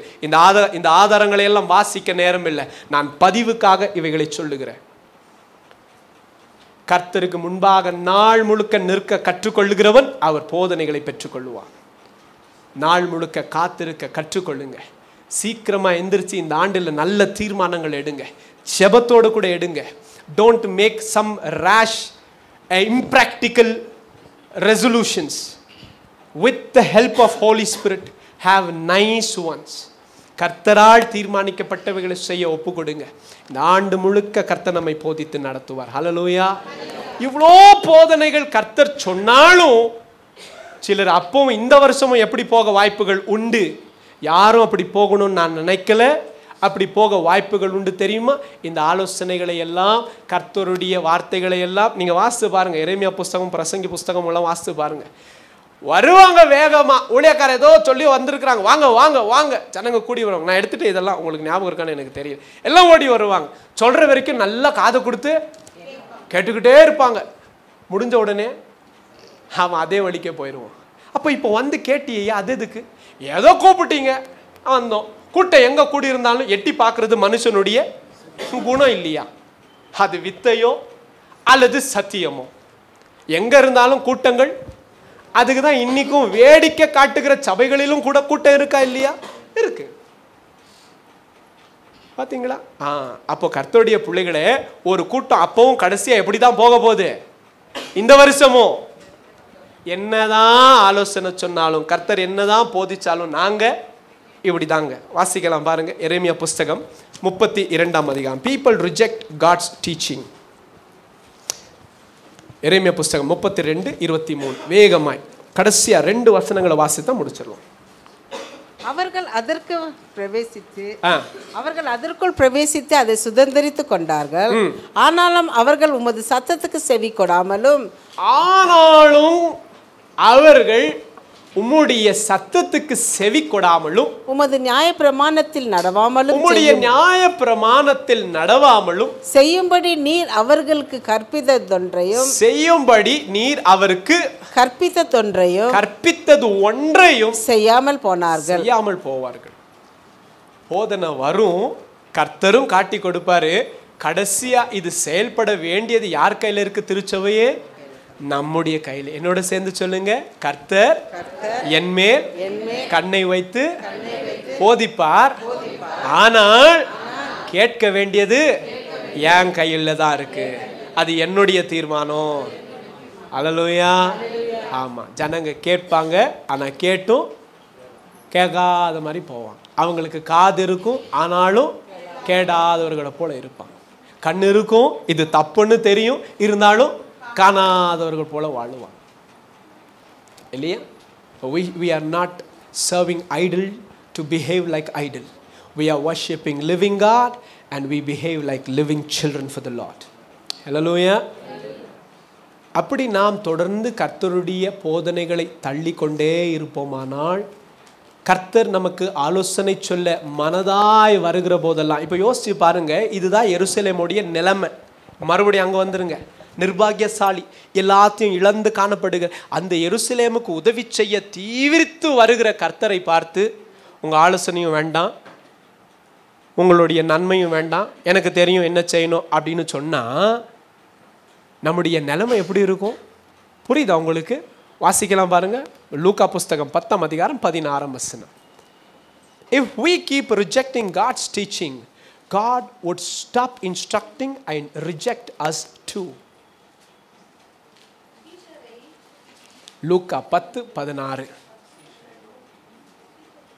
சீஷர்களை நோக்கி, உங்களுக்கு செவி கொடுக்கிறவன் எனக்கு செவி கொடுக்கிறான், உங்களை அசட்டை பண்ணுகிறவன் என்னை அசட்டை பண்ணுகிறான், என்னை அசட்டை பண்ணுகிறவன் என்னை அனுப்பினவரை அசட்டை பண்ணுகிறான் என்றார். யோவான் 12:48 வாசித்து பாருங்க. என்னை தள்ளி என் வார்த்தைகளை ஏற்றுக்கொள்ளாதவனை நியாய தீர்க்க நான் சொன்ன வசனமே அவனை கடைசி நாளில் நியாய தீர்க்கும். கர்த்தராகிய நான் அல்ல. யார் நியாயம் விசாரிப்பா? கர்த்தர் சொல்லுகிறார், நான் உங்களை நியாயம் விசாரிக்க மாட்டேன். நான் உங்களுக்கு போதிச்சேன் பார்த்தீங்களா? எது? என் பிள்ளைகள்லாம் கர்த்தரால் போதிக்கப்பட்டிருப்பாங்க, நாங்களாம் கர்த்தரால் போதிக்கப்பட்டிருப்போம்னு சொன்னமே. இப்போ நல்லா சந்தோஷமா பெற்றுக்கொண்டமே. கர்த்தர் சொல்லுகிறார், எப்பா இந்த போதனைகளை எல்லாம் கேட்டு கேட்டு கேட்டு வாரந்தோறும் எழுதி வைத்து கொண்டு அவைகளில் சந்தோஷப்பட்டு கொண்டு போறீங்களே, ஒருவேளை இவைகளை கேட்டு கை கொள்ளாமல் போனா நாள் ஒன்று வரும். கர்த்தர் சொல்றார், நான் அல்லப்பா, கேட்ட வார்த்தையும் பிரசங்கித்த வார்த்தையும் உங்களை நியாயத்தீர்க்கும். கர்த்தரால் போதிக்கப்பட்டிருக்க வேண்டும் என்பது அருமையானதுதான். ஆனால் அவைகளை நாம் அசட்டை பண்ணி தள்ளுவோம் என்று சொல்லுவது ஆபத்தானது என்பதையும் திருச்சபை அறிந்து கொள்ள வேண்டும். புரியுதா உங்களுக்கு? அப்படின்னா என்ன அர்த்தம் தெரியுமா? God is going to give a mighty weapon in your hands. Good, bad. Good, you do not know how to handle it. It is actually dangerous for all of us. புரியுதா உங்களுக்கு? அருமையானது. கர்த்தர் நம்மை போதிப்பது அதான் வேதம் சொல்றது இல்லையா, அவரை தெய்வமாய் கொண்ட பாக்கியமுள்ள ஜனம் வேற யாரையா? நீங்களும் நானும் தான். ஆனால் அந்த கர்த்தரை அசட்டை பண்ணுவோம். ஆனால் நாம் மெய்யாகவே மற்ற எல்லா ஜனத்தை விட நாம தான் பரிதபிக்கப்படத்தக்கவர்களாக இருப்போம். அன்னைக்கு நாம தான் மிகவும் அதிகமாய் வாதிக்கப்படுகிறவர்களாக இருப்போம் அன்னைக்கு. So let us all raise to our feet today and look up to God and tell, Father, இன்னைக்கு நீங்க சொல்லுங்க, அவருடைய போதனைகள் உங்களுக்கு வேணுமா வேண்டாமா என்பது உங்க தீர்மானம். வேணும் பிரதர், அதுக்கு உண்டான காரியங்கள் உங்களுக்கு சொல்லிட்டேன். எப்படி போதிப்பார், போதிக்கப்பட்டா என்ன நடக்கும், யாருக்கு போதிப்பார், போதனையை தள்ளினா என்ன, எல்லாவற்றையும் ஒன்றையும் எனக்கு நானே வைத்து கொள்ளாமல் உங்களுக்கு முன்பாக வைத்திருக்கிறேன். இந்த ஆண்டு ஒவ்வொரு காரியத்திற்கும் from A to Z, let us ask God to teach you and me. கர்த்தரை பார்த்து கேட்கலாம், என்னை போதித்து நடத்தும் ஆண்டவரே என்று. நம்ம எல்லோரும் கர்த்தருடைய சமூகத்தில் எழுந்து நிற்கலாமா? Thank you father God. ஏசாயா புஸ்தகம் 54 அதிகாரம் 13 வசனம் எல்லோரும் திருப்பிக் கொள்ளலாம். Shall we all turn to book of Isaiah chapter 54 verses 13 and say it and claim this promise in Jesus name. இயேசுவின் நாமத்தினாலே இந்த வாக்குத்தத்தங்களை நாம் வாசித்து சுதந்திரித்துக் கொள்ள ஆயத்தமாகலாமா? எல்லோரும் சேர்ந்து வாசிக்க போகிறோம். தம்பி இங்கே ஸ்க்ரீனில் போட்டுருங்கம்மா, யார்கிட்ட பைபிள் இல்லைன்னா அவங்களும் வாசிப்பாங்க. Thank you thank you. நம்ம எல்லோரும் சேர்ந்து வாசிக்க போகிறோம். You can share a Bible from your neighbor if you do not carry one. If maybe that you are coming for the first time, you can share it from your neighbor and read it with faith. Say it, even I will be taught by the Lord. My children will be taught by the Lord. My family will be taught by the Lord. With that great faith, shall we all claim this promise?